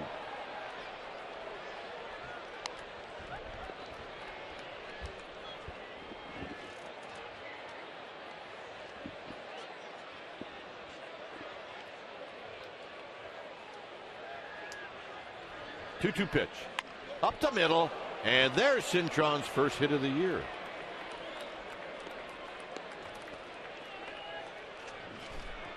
Earlier this week, Tim Lincecum and the Giants struck out 12 batters versus the Los Angeles Dodgers, earning fans $12 off tickets to this Friday's game against the Mets, and that would be Lincecum's next start. $6 view reserve seats. They're regularly $18. Reserve your seats now by logging on to sfgiants.com. Receive the K-Zone discount. Use the coupon code GIANTSK when purchasing tickets online. Come on, $6.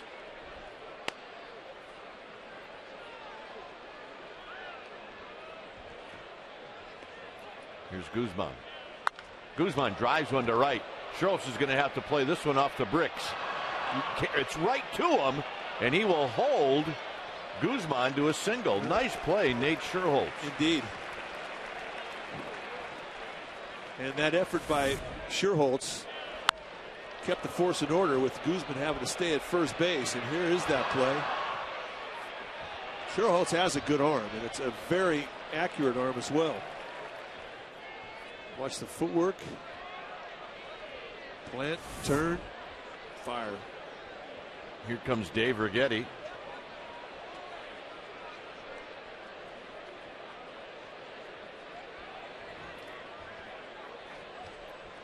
Well, a reminder that after Giants postgame live, you can check out Sportsnet Central. You'll see it right here in Comcast Sportsnet Bay Area.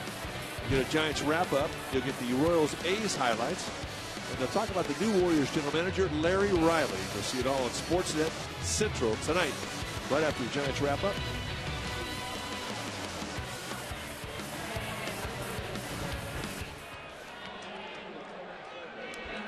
Righetti back in the dugout. Now, Cain will have to go after Nick Johnson. Nationals have runners at first and third. Cintron is at third. Guzman is at first. Johnson is popped out, struck out, and in the fifth inning, he drew a walk, the only walk that Cain has issued in this game.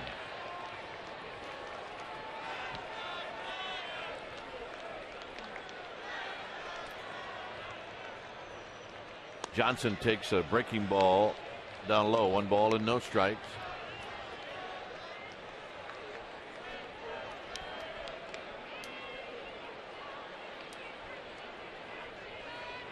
Howry and Affelt in the pen.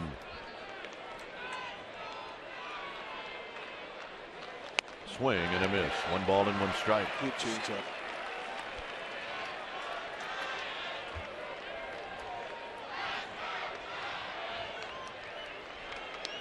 You know you have a good changeup when you can open up the at-bat with a curveball, then throw a changeup off of the curveball and have a guy still be out front. Yep.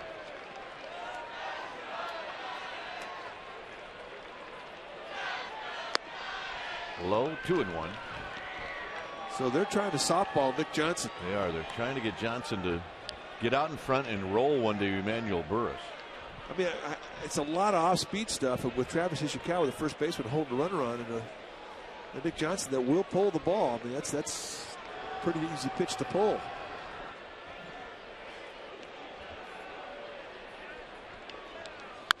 Lifts it into left center field. Hit pretty well. Starting to carry. Rolling at the wall. Gone. And all of a sudden, folks, this game just got a little bit closer.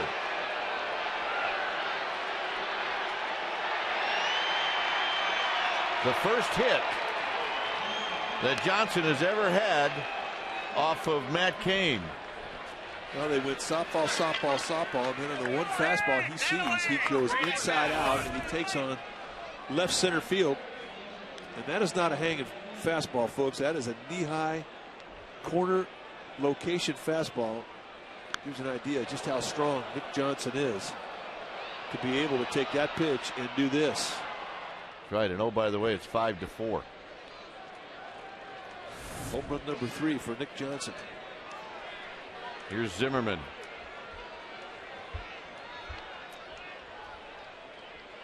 Zimmerman hits one towards the hole. Sandoval, off balance throw, and a nice throw. 2 outs. Well, he was the only guy who was going to have a chance to get Zimmerman. If this ball gets past Sandoval, Renteria has no chance. And once he gets his bare paws on the ball, he has a very accurate arm.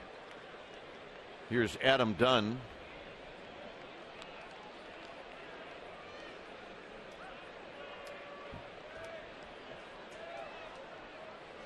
Adam Dunn swinging at the first pitch, which sometimes is unusual, fouls it back.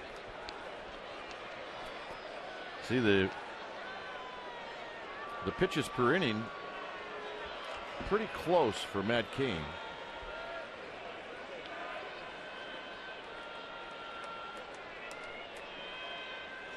Dunn pops this one to left for Randy Wynn. Cain's going to walk off the mound with a lead, but now it's only a 1-run lead. It's 5-4 Giants.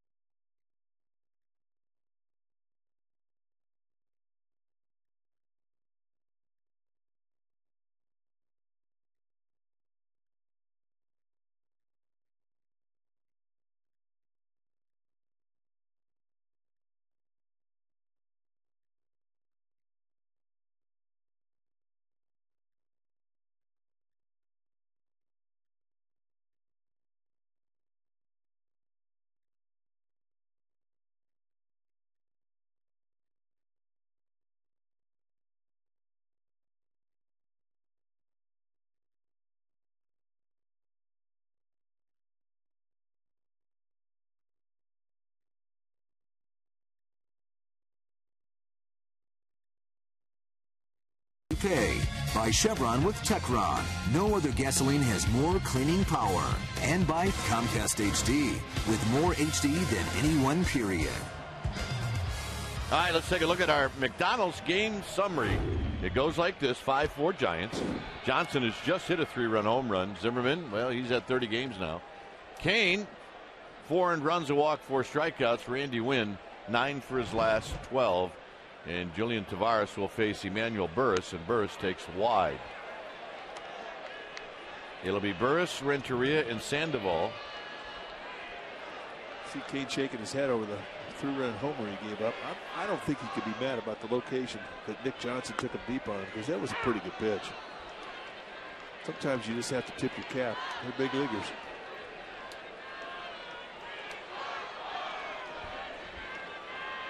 Burris drew a walk in the 4th. He's 0 for 2. Here he flips one to left, but Dunn moves over. So with Tavares in the game, when it's time for a change, think Speedy Oil Change and Tune-Up, your oil change tune-up and smog experts. The numbers for Julian Tavares, who has been a journeyman workhorse, 6.08 ERA. But he is always going to battle you, and he will throw just about everything. When he first showed up, he was a 95-plus sink with a kind of a lazy breaking ball. Well, he's tightened it up. He also has a curveball to go with that slider. He'll throw a changeup, and he has good command. I say tip your cap to your opponent. It's a lot easier to do when you have a 1-run lead still. And the numbers Renteria against Tavares have all been good. 9 for 19.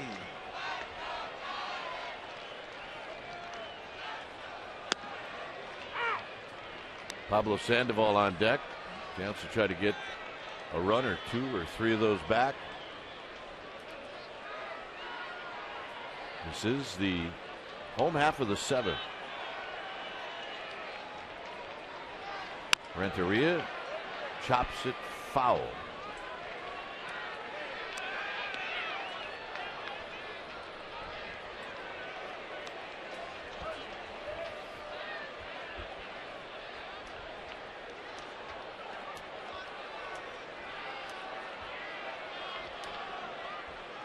Renteria had a 2-out single in the fourth with the bases loaded to knock in a pair. And that's the difference in the game. Lined right at Dunn, who hangs on to it. 2 outs. Here's Sandoval. Well, we're talking about our forward quality drive of the game, but we're going to give it to Edgar Renteria back in the fourth inning when he went opposite field with 2 outs and the bases loaded. It wound up to be the big hit in this game so far. That swing of the bat and a very creative slide from Travis Ishikawa. Well, we'll make that our forward quality drive of the game. What do you say? Sandoval has 1 hit. He's 1 for 3.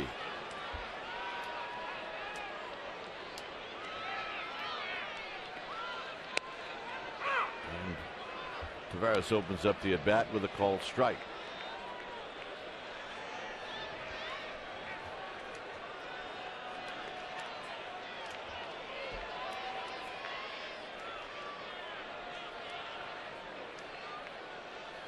Up high. Bobby Howry now is the only Giants pitcher in their bullpen.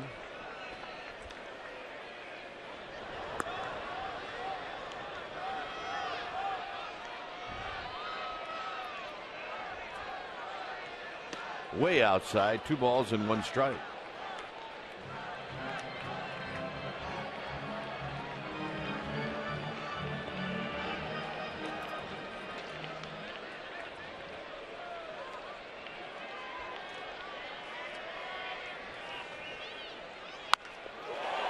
And deep into right center field. This is a long run, and it's going to flatten out on 1 bounce. Sandoval's digging for 3. He falls down, and he's hurt. Sandoval appears to be hurt. No, now he gets up, and he is tagged out. So the fact that Sandoval's out, that's the least of the Giants' worries right now. They need to make sure that he's okay, and it appears that he is. So, good news is Sandoval's fine. Bad news is he was out trying to head to third. And he just stumbled.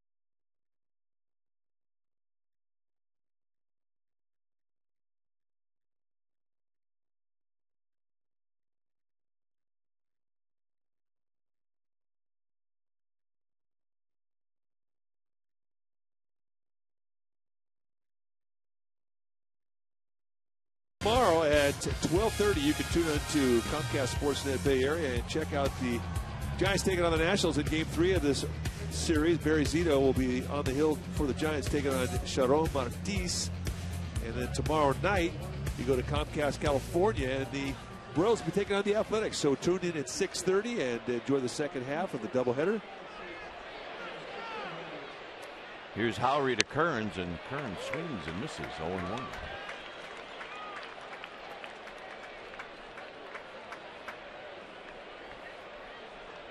Kearns singled in the 6th inning.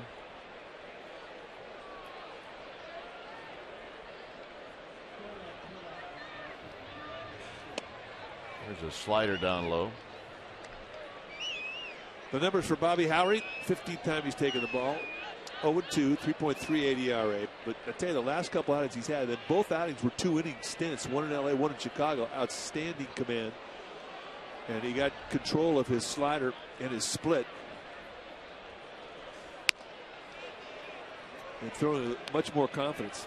And then he had more control of his pitches, which will definitely give a pitcher more confidence. He thought he was making mistakes out over the middle of the plate with his specialty pitches, the slider and the split. Well, his last two outings, as I mentioned, 4 innings total, it didn't happen. 2-1 pitch coming up to Kearns, and he swings and misses 2-2. What a good harsh sink. Inside corner, swung right over the top of it. So we're just happy that little Panda's all right. Well, he stubbed his toe.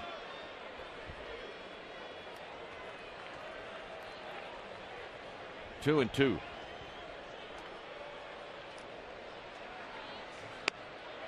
Ooh, 3-2. Let's take a look at sinker going right back in, just a wee bit low and in. Pretty good eye right there. If you're scoring on that play that ended the inning for the Giants in the bottom of the 7th, it was a double and it went 9-4-6, and that was how Sandoval was put out.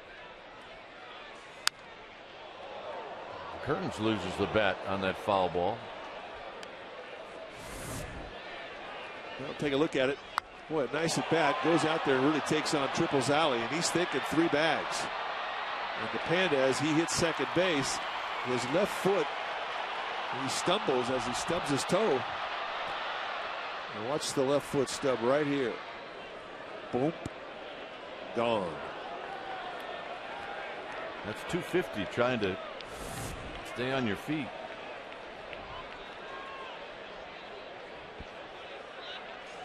Got him.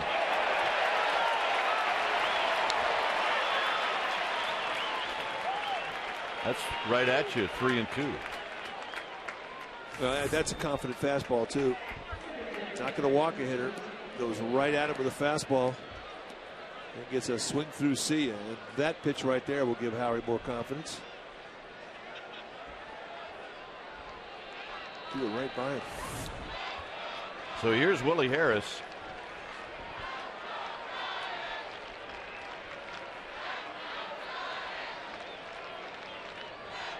Harris picked up a sacrifice fly in the 4th. And he swings and misses 0-1.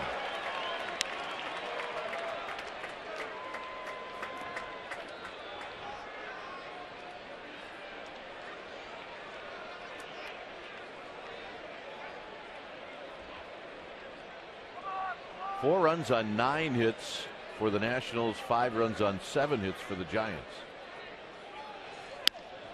Ooh, just outside, 1 ball and 1 strike. Good pitch though, but you can see the idea.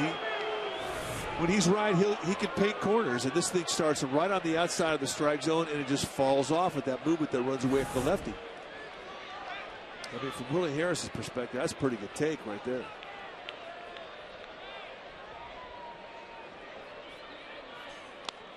Down low, 2 balls and a strike.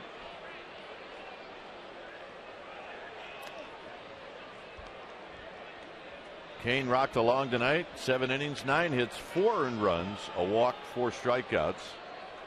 Zimmerman, 6 innings, 6 hits, 5 runs, 3 earned, 2 walks, 8 strikeouts.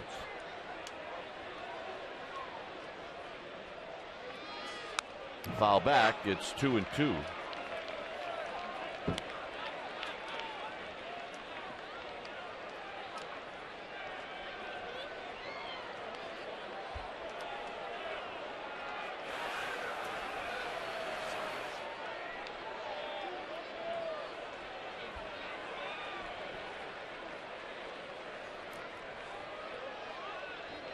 Molina wants a fastball off the plate away. And Harris fights it off. I shouldn't say off the plate away. He just wanted it away. But Howie put it right where he wanted it.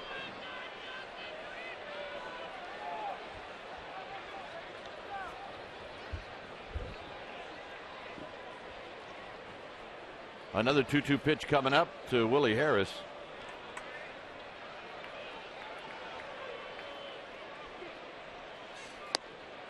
Three and two, so Howie has gone 3-2 to the first two hitters that he's faced here in the eighth. Yeah, 2-2 split, and that was his opportunity to go out of the strike zone and hope that Willie Harris would chase. He would not.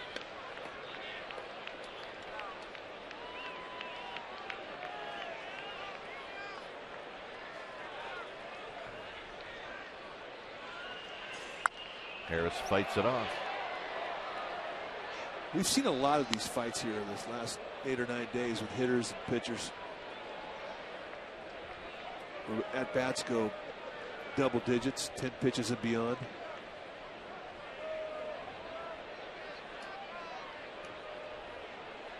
Takes a lot of concentration from everybody involved in these type of at bats. Well, that series in LA almost seemed like every at bat was like that. Another 3-2 pitch coming up, and he walked it. Good at bat from Willie Harris. Now the problem for the Giants is Harris has speed.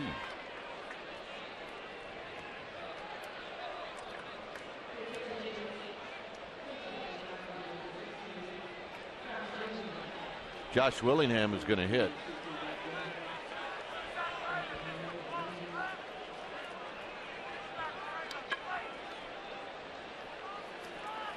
Willingham hit a home run last night off the foul pole.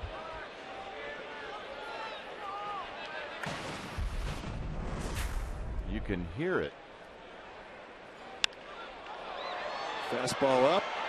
Randy Johnson trying to coach it away. Hit a home run last night. He hit 2 home runs the day before in Arizona. Yeah.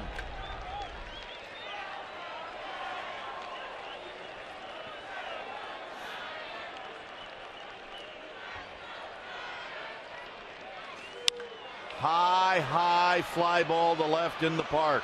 Wow. You talk about just missing one. Randy Wynn makes the catch. And that's exactly what Willingham's going to say when he gets back to the Nationals dugout. He's going to say, I just missed it. Wow.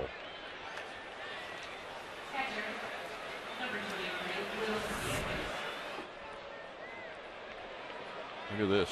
Right down Broadway. Right down Broadway, and he catches this thing with lift. And the only thing wrong with that swing was he got the ball too high in the air. So the Giants can dodge a huge bullet. What do you think? 1/8 of an inch? Not even. 16th. Here's Nieves. 2 for 3.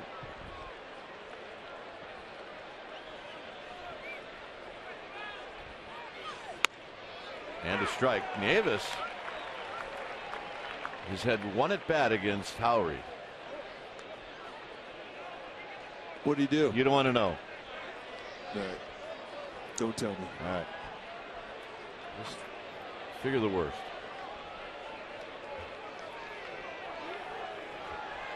The worst is he hit a line drive off his kneecap.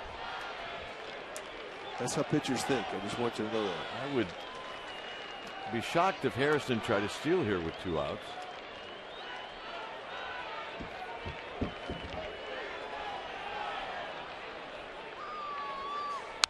Foul back. It's 0-2. He's swinging for the fence.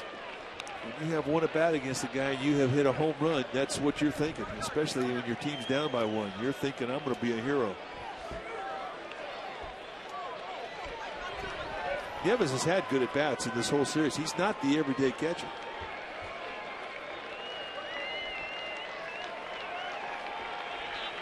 Jesus Flores is the everyday guy. 0-2.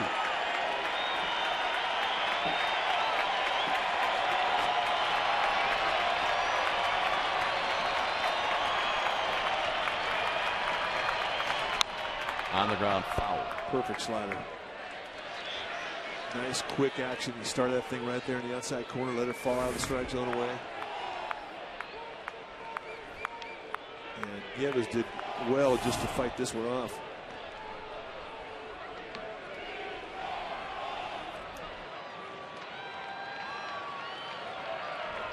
Oh, 2.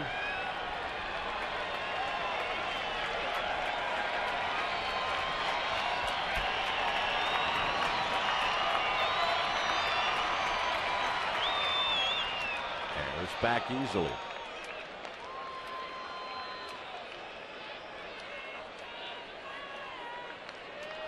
Every once in a while, we will sit here and we'll look over the right center field wall and see the lights are on at the Coliseum across the bay. 0-2. Low 1-2. And that means the Oakland A's are playing tonight. And they are leading their game 12-3 in the 7th.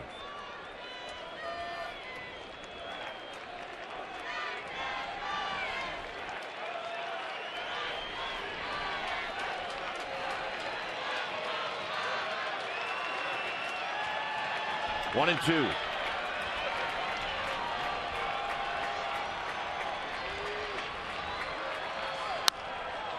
Down the right field line, Sherholtz giving chase. It's going to be out of play.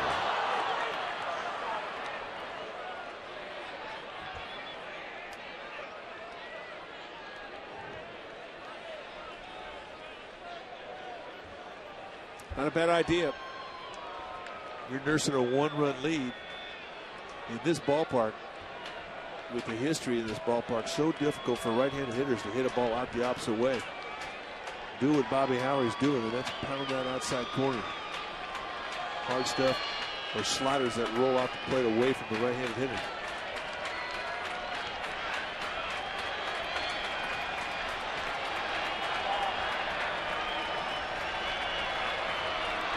They're coming in. Hit into the hole for a base hit.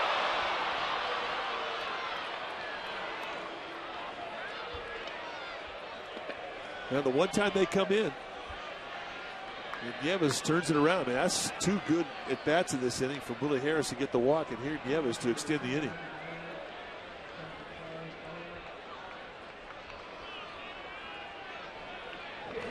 And Jeremy Affeldt very quickly heads down to the Giants bullpen.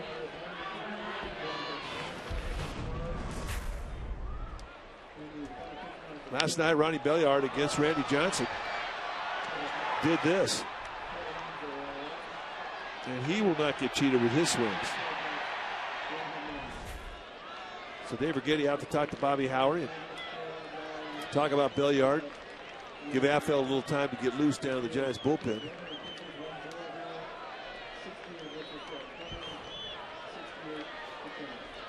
Plate umpire Tim Timmons coming out to break up the rock pile.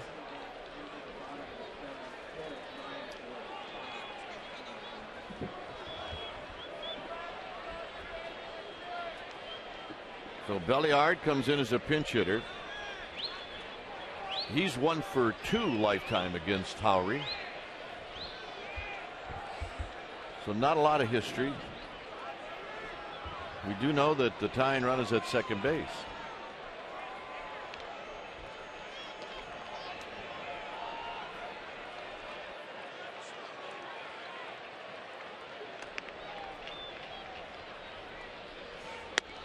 Outside corner, 0-1. That's a perfect 0-1 pitch right there. Belliard is a guy that is kind of like Benji Molina in a way that he can extend beyond the strike zone and hurt you. And he is not afraid to extend either. Uses the whole field.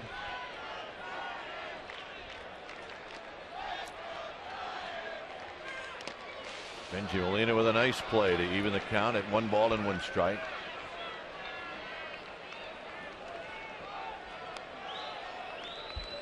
Nick Johnson, a 3-run home run in the 7th. Made all of these pitches here in the 8th very important. Giants went from a 5-1 lead to a 5-4 lead.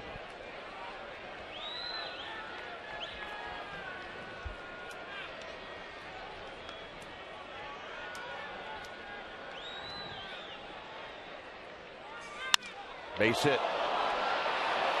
Here comes Rowan, and this game is tied.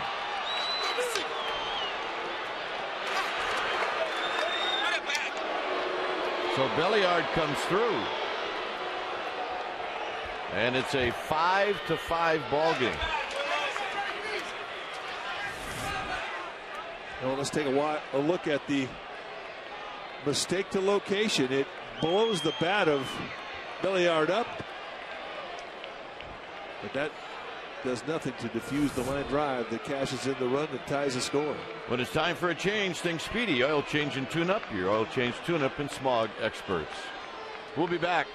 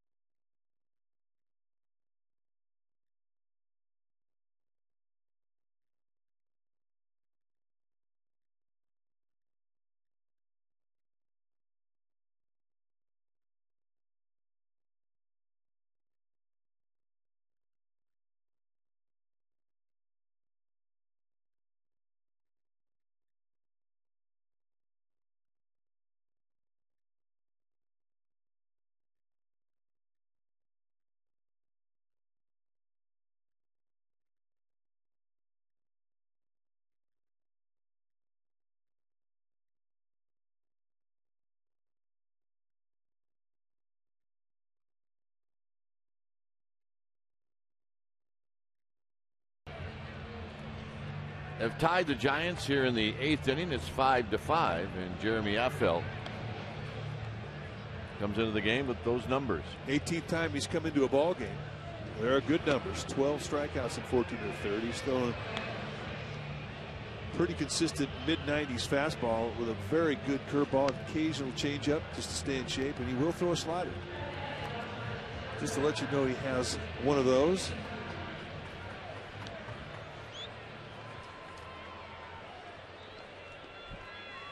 Guzman will be the hitter that Affeldt faces. Guzman pretty consistent from both sides of the plate. He has faced Affeldt a bunch, and Affeldt has done a good job against him. Guzman is 2 for 13.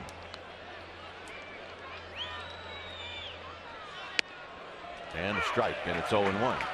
You know, that's a pretty impressive called strike because that breaking ball is so big and hard breaking.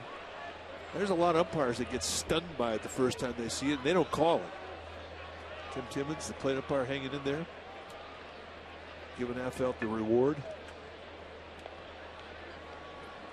Davis at second. Belliard is the base runner at first, and that's just foul down the third base line. And a quick 0-2 to Christian Guzman. So Affeldt came back with another breaking ball, and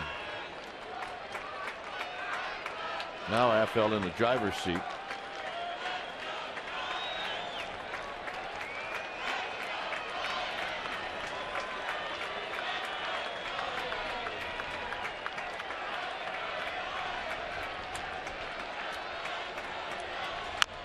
Slowly hit. This will be a tough play, and Sandoval will have to eat it.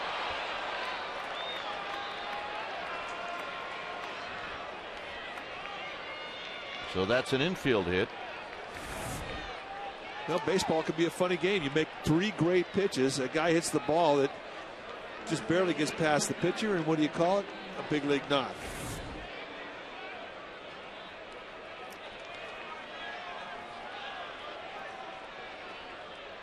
Here's Nick Johnson, who really is responsible for the Nationals being back in this game. Hit his 3rd home run of the year. And now he's up at the plate with the bases loaded.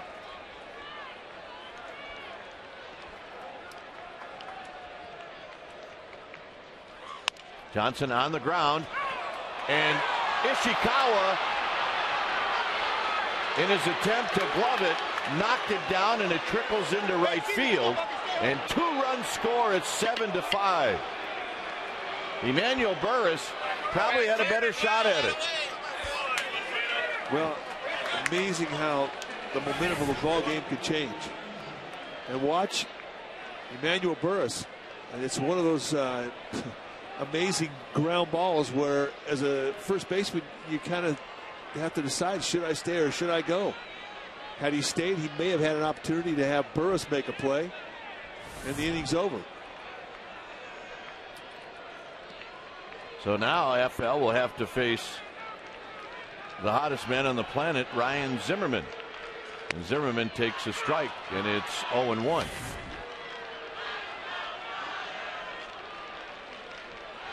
I think you're going to see Emmanuel Burris at least getting over, and may have been close to getting in front of the ball. You know, that's the call you have to make as a first baseman. You know, it's right at Burris, and that will finally end the inning. A 3-spot in the 8th. It's 7-5 Nationals.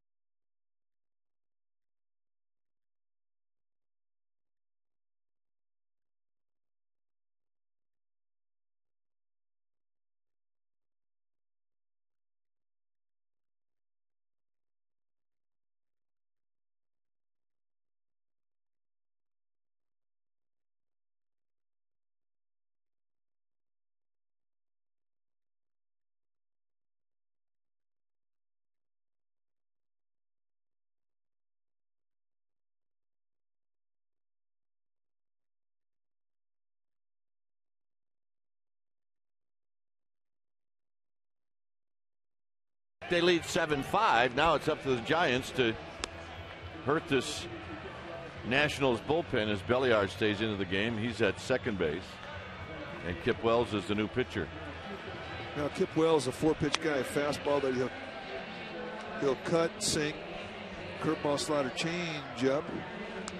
And there are his numbers through 10 outings: 3.86 ERA, 8 strikeouts, and 11 2/3.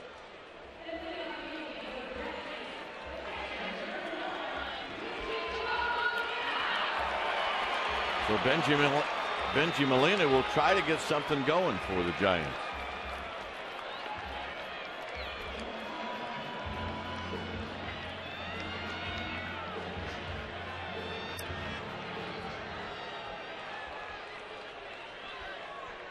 Molina is 0 for 2. Jordan Zimmerman struck him out twice.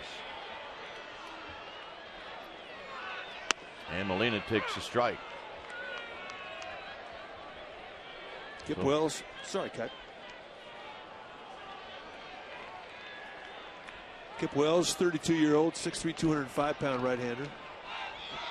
9 years of big league experience. Molina, high drive, left field, out of here. It is 7-6. Don't count him out.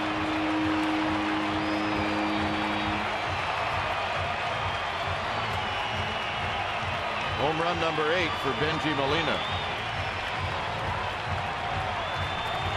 And that is how they greet Kip Wells.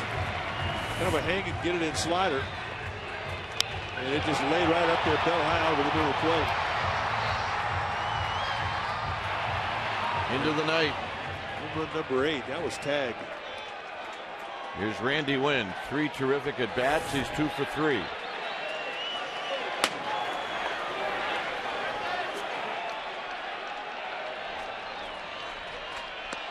And a strike, and it's 0-1. Kip Wells has been around, and most of his career he's been a starter. It wasn't until last year in Colorado that he started working out of the bullpen, and now it's pretty much his job.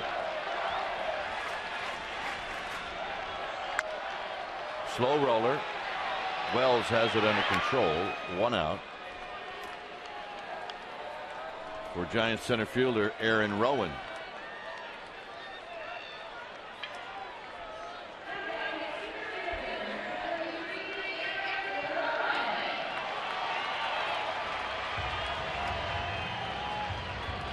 Rowan is 0 for 3.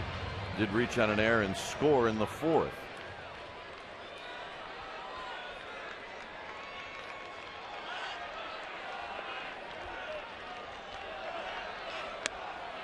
First pitch high. Kip Wells and Aaron Rowan were teammates with the White Sox.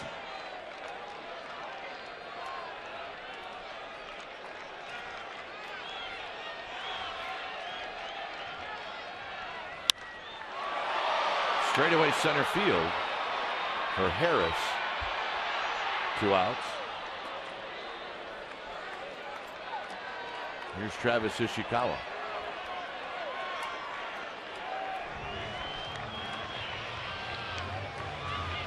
Ishikawa having a good couple days, resurrecting his confidence.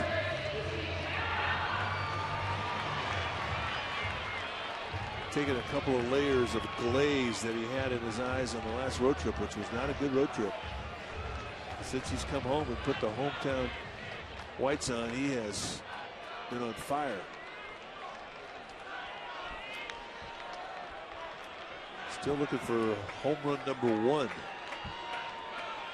I'm thinking this would be a pretty good time for it. Good spot. Wells to Ishikawa. Way outside, 1-0.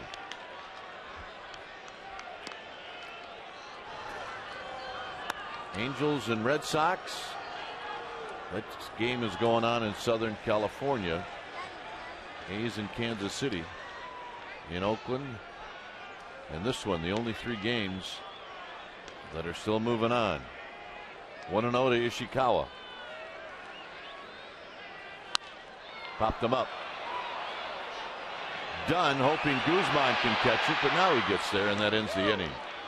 We will go to the 9th inning. Bengie Molina gets the Giants a run closer. It's bye-bye baby. It's 7-6 National.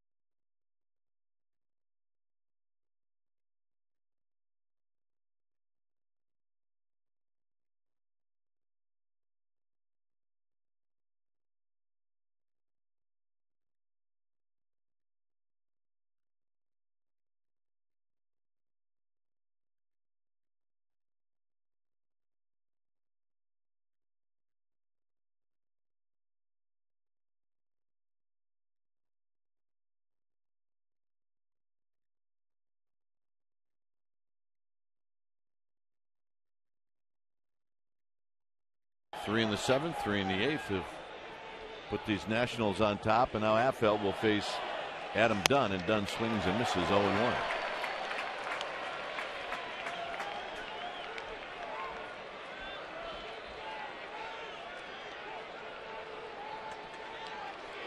Dunn with a hit in 4 at bats.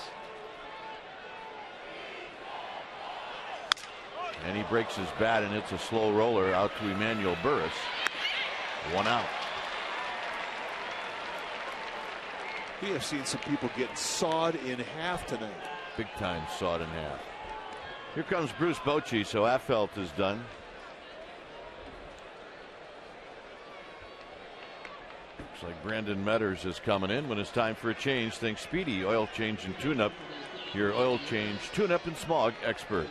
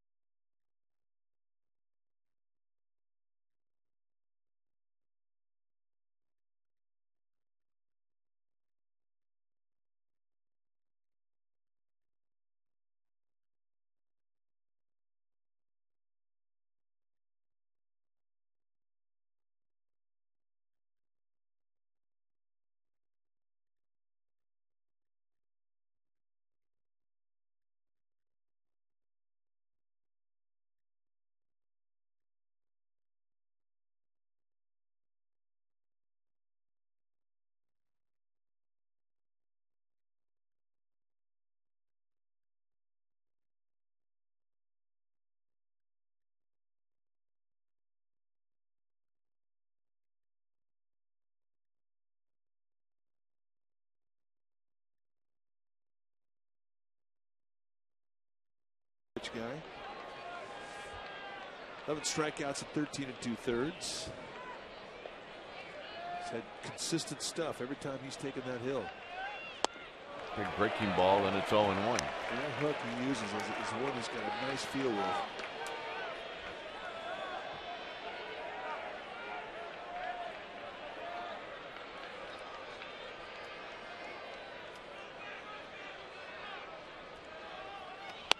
Down low to even the count.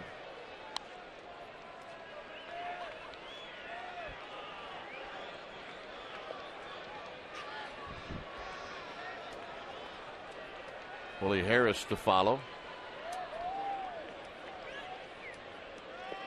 Swing and a miss, or at least a half swing. Late break. Late break, breaking down a big league swing. Austin Kearns halfway through realizing that he was overmatched on that pitch. Willie says throw that one again. And Kearns cannot hold up, and a nice play by Molina to knock it down. 2 outs.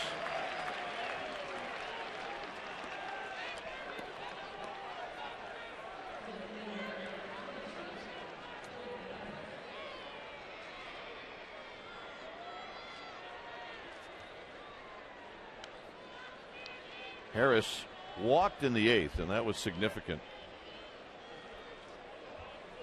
because it was the beginning of a 3-run inning as the Nationals tied the game and then took the lead.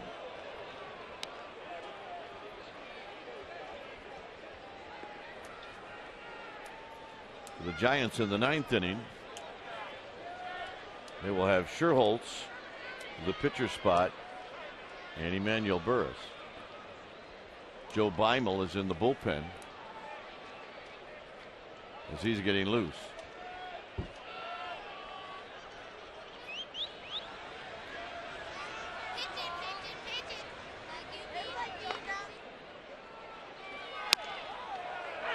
One ball and one strike.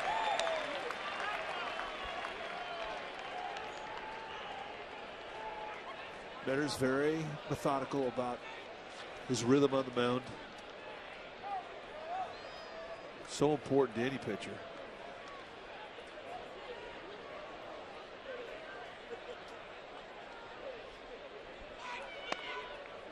Just low. 2 balls and 1 strike.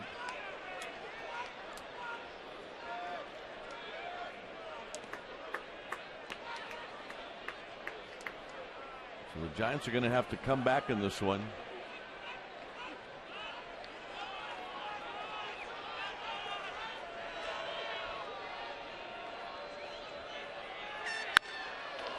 Rowan got a good jump on it, and he's over there, and that will end the inning.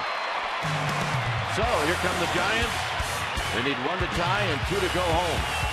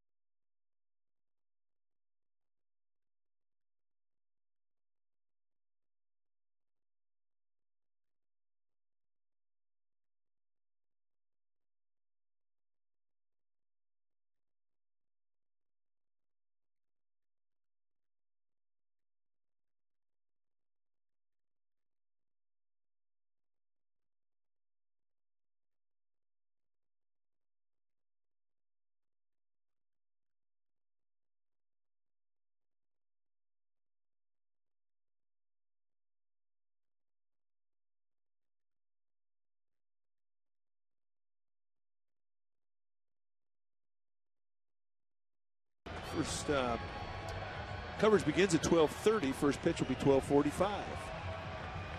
A quick turnaround. At 6:30, the A's will be on Comcast, California.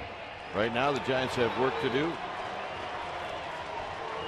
Joe Beimel taking the ball now for Maniacta, and he'll attempt his first save situation of the year. He's had a good start, and it really has been closer by committee. They haven't yet been able to nail down this role in the club.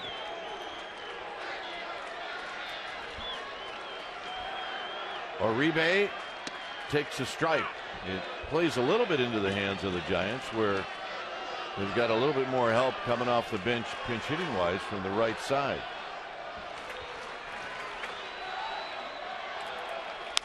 Swinging a high fly ball in the park to center field.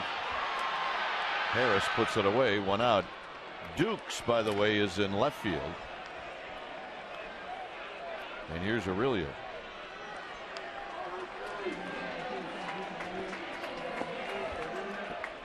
Beimel, kind of a sinker slider changeup guy, but he's got a lot of movement. He doesn't give up a lot of big flies. And he's a strike thrower.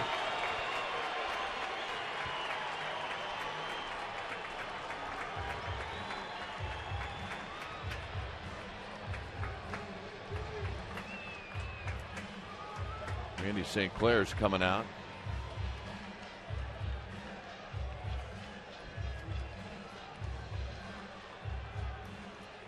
Just a scout report. Bullpen's closed up for the Nationals. I mean, this is the guy.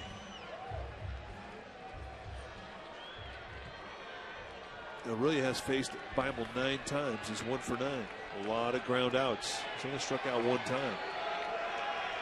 We talked about the sink that Bible has on the fastball. He'll get ground balls, and it's got really a lot. Swing and a miss, 0-1.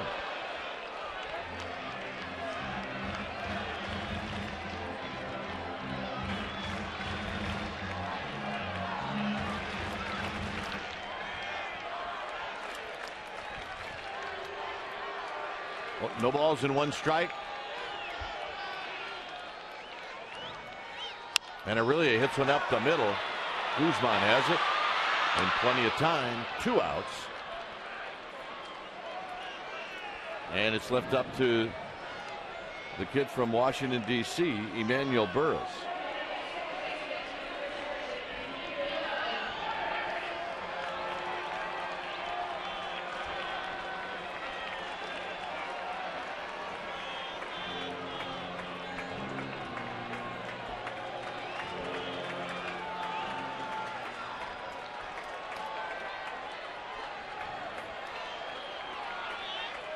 Weimel to Burris.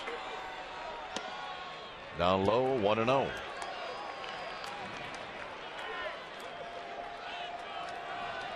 Burris is 0 for 3, and he does not have a hit in this series.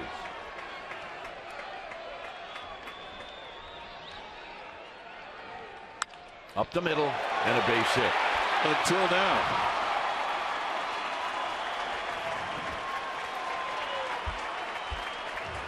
So the right guy is on for Edgar Renteria.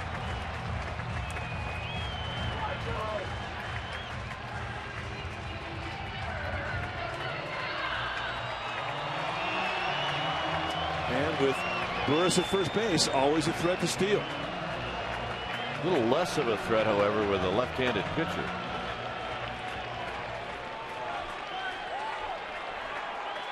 Renteria, 4 of those hits off of Weimel have been double, or 2 of those 4 hits have been doubles. And it gets away. And Burris is going to stop at second. A free 90 feet. A free 90 feet and scoring position now for Edgar Renteria.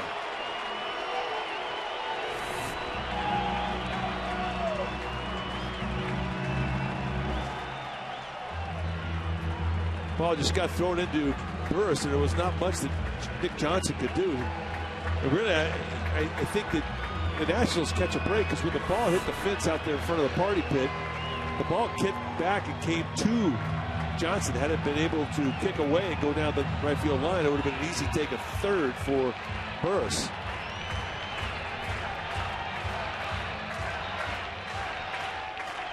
Renteria with a base hit to knock in a pair in the 4th. He lined out to left field in the 7th. Big gap in left center. They're playing him away. Outside and high, 1-0. There you see how they're trying to cover that gap, but they're giving him a big opening right here. Renteria goes to right field a lot. Johnson guarding the hole.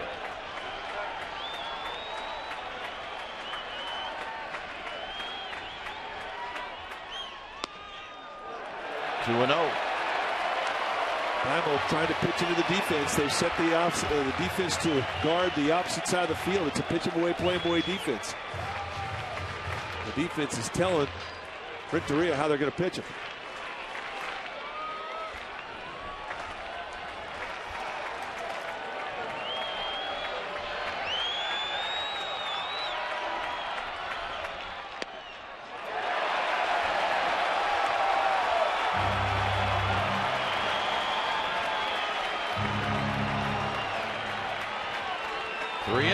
To Edgar Renteria.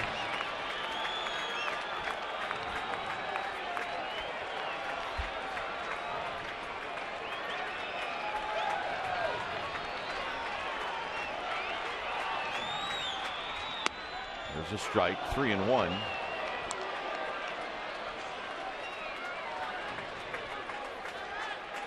Joel Hanrahan threw the first pitch in the bullpen to the backstop. Yeah, he just threw the second one, a one-hopper catcher by about 8 feet. A little stiff. He pitched in last night's ball game. It's 3-1. Renteria will look for a good pitch to hit right here.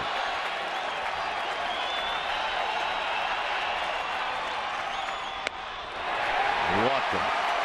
Not close.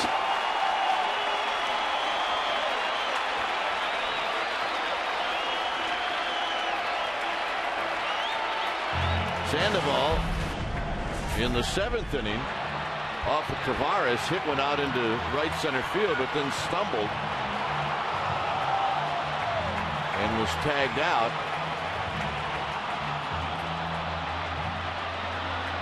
We thought when he first went down he was hurt, but got up, shook it off, and here he is with a chance to tie this ball game, or maybe more.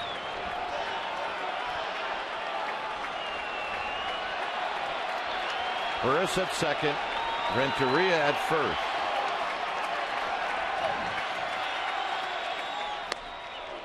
One ball and no strikes. Last thing they told Sandoval when he left the Giants dugout is, kid, get a good pitch to hit.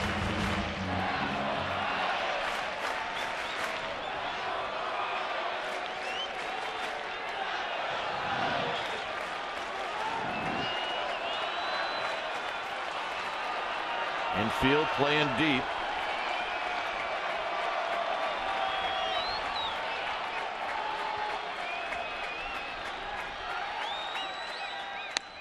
There's a strike. Sandoval nods. Yeah, I know it. One ball and one strike.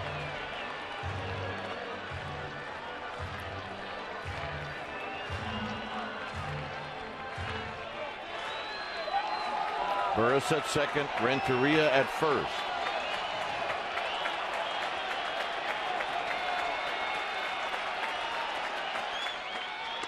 Two balls and one strike.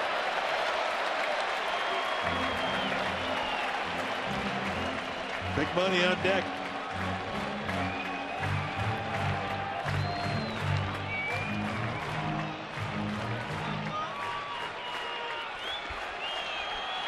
Beimel at the belt. 2-2. It was away from the target. The setup away, cuts across the plate in. It's a strike. Nice job from Nieves to give Timmons a pretty good look at that pitch. I agree with you. Well, Sandoval can't take anything close now. It's 2-2. High drive! Left field! Out of here! We are going home!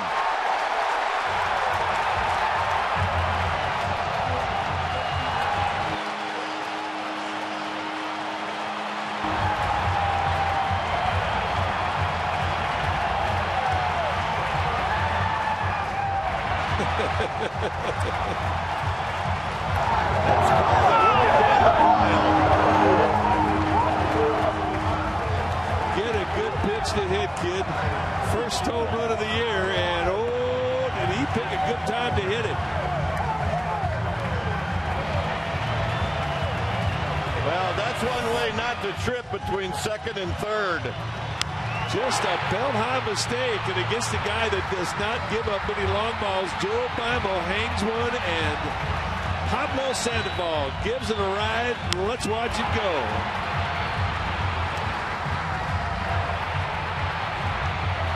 You talk about lighting up a crowd.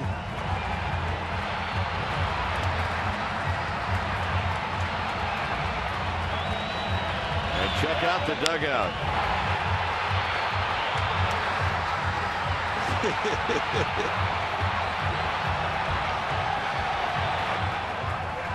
Pablo Sandoval with his third home run of the year.